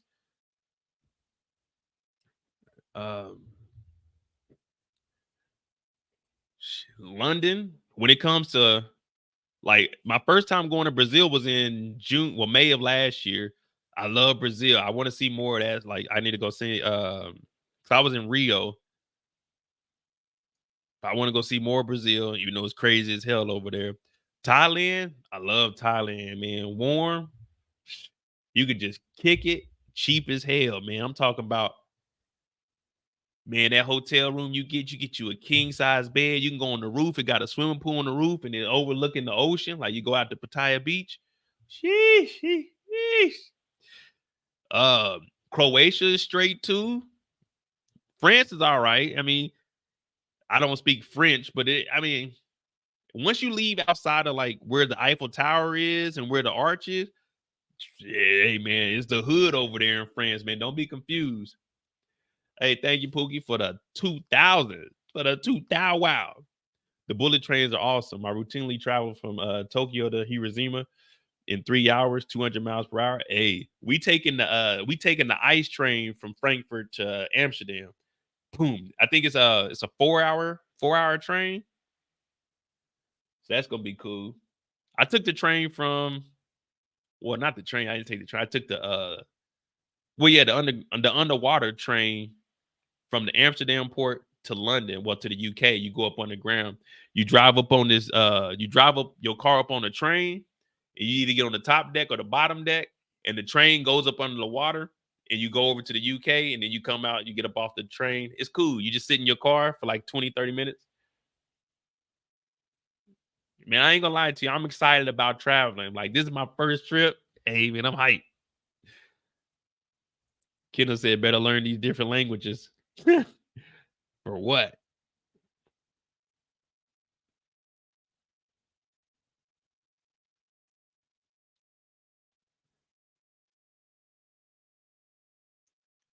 Hello, can you help me find the nearest train station so I can get home? I don't need to learn anything. You know what? Technology that came so far.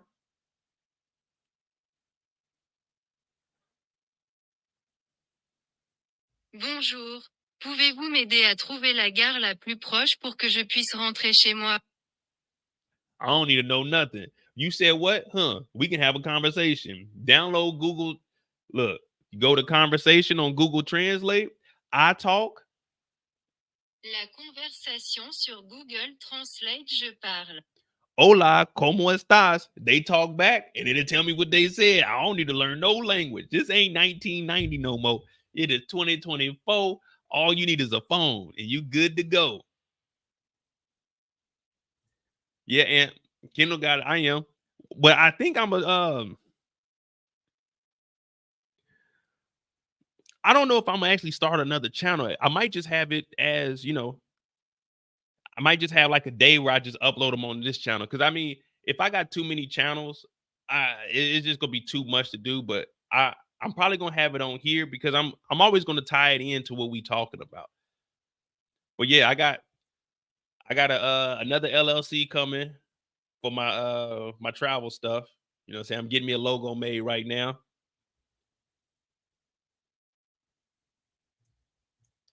Suppose your phone dies or you misplace it, learn the language. Nah. When I go to these places, I never stay anywhere that I can't get back to.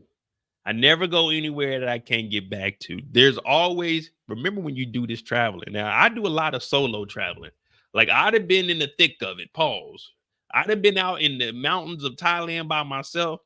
I don't be caring. I go and do what I want to do. But always remember landmarks. Before you go anywhere, when you book something, I always go to Google Maps. Go to booking.com. I look at the hotels. Go to Google Maps. Now I'm starting to realize, okay, what's around here? What's close? Because if you learn these landmarks, it's easy. People will understand those landmarks. Now, one thing you got to have is a lot of endurance and you got to have courage. You can't be no geek off the street when you go to these countries. Some of these countries, ruthless, raw, ragged, but fuck it. When I went to when we went to Budapest, I had got lost, but I ended up finding my way back because I knew we stayed right next to the oldest museum in the city. So I definitely wasn't about to buy no cab because I didn't want to spend no money because I'm cheap as hell. So I started walking. Then I seen a sign. I said, oh, I know that word. And it said it was like 2 kilometers. I said, oh, okay, cool. If I go this way, boom, boom, boom, boom. I started getting that way. And then I looked. What the hell? Oh, I remember that when we were driving in. Ah, there go the McDonald's sign. Boom, headed towards the McDonald's. You get to the McDonald's. I know you go into the front of McDonald's. You walk across the street because it's right there on the corner. You got to walk across the street. When you get across the street, you got to go down the block. Now, when you get down to the block, it's about 3 blocks down. There's a watch store on the corner. When I get to the watch store, I know, boom, all I got is about 100 yards, and we live right there because you can see the opening where the damn museum is. So that's how I remember stuff. Nah, I don't get, hey, that's one thing I don't do. I don't get lost. Nah, I remember something.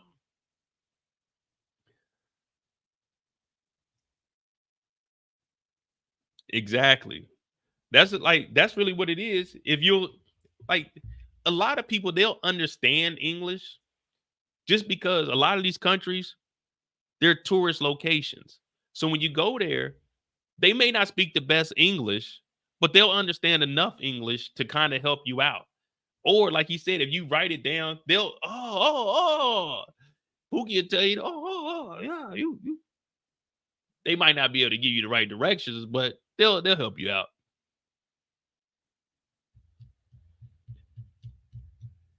Man, traveling is just my passion, man. I ain't gonna lie to you. I used to be all around the United States. So from 18 to 24, I used to travel. I used to be on the reservations, but that's kind of where I got like comfortable. I kind of got comfortable with like going places on my own. Cause when I would go to the reservation, my supervisor, she was white and I was black. So, you know, the Native Americans didn't really mess with the white folk like that. And if she fucked up, she didn't want to go talk to them. I didn't care. I was 18, 19 years old. I'm like, shit, it is what it is. So I would get invited to like the powwows. I went to the sweat lodges. So I would always get invited. They would tell me I can come back onto the reservation later on. They would cook. So for me, I would always be out there with them. And it was just like, man, you know, people are welcoming if you cool, but always be aware of your surroundings. Don't be out here thinking life is sweet. Like, I still don't trust nobody when I'm out and about, but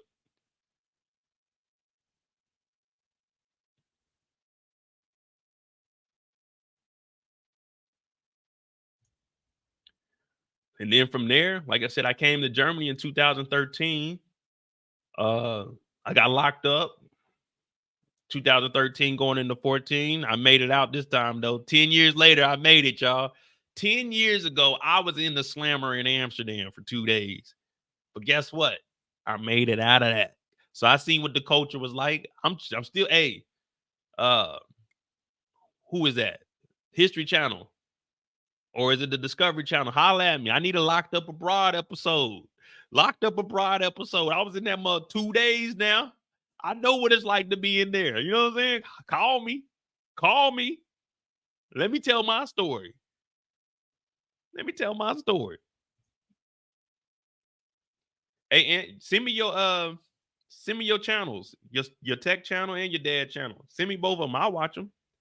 I be needing stuff to watch at work. And, you know, I'm always interested in seeing stuff, and I might relate that to, you know what I'm saying, something we watch.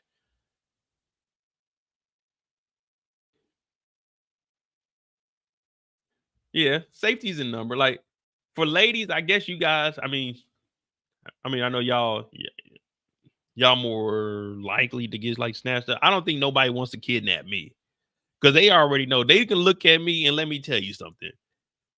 My parents love me, but them niggas is not about to be negotiating. You give them back, we got 100,000. They can be like, damn, Mo was a good boy. What's his log into his YouTube? What's his log into his YouTube? SQL with Aunt Johnson. All right, man, I'm gonna check that out tonight. SQL with Aunt.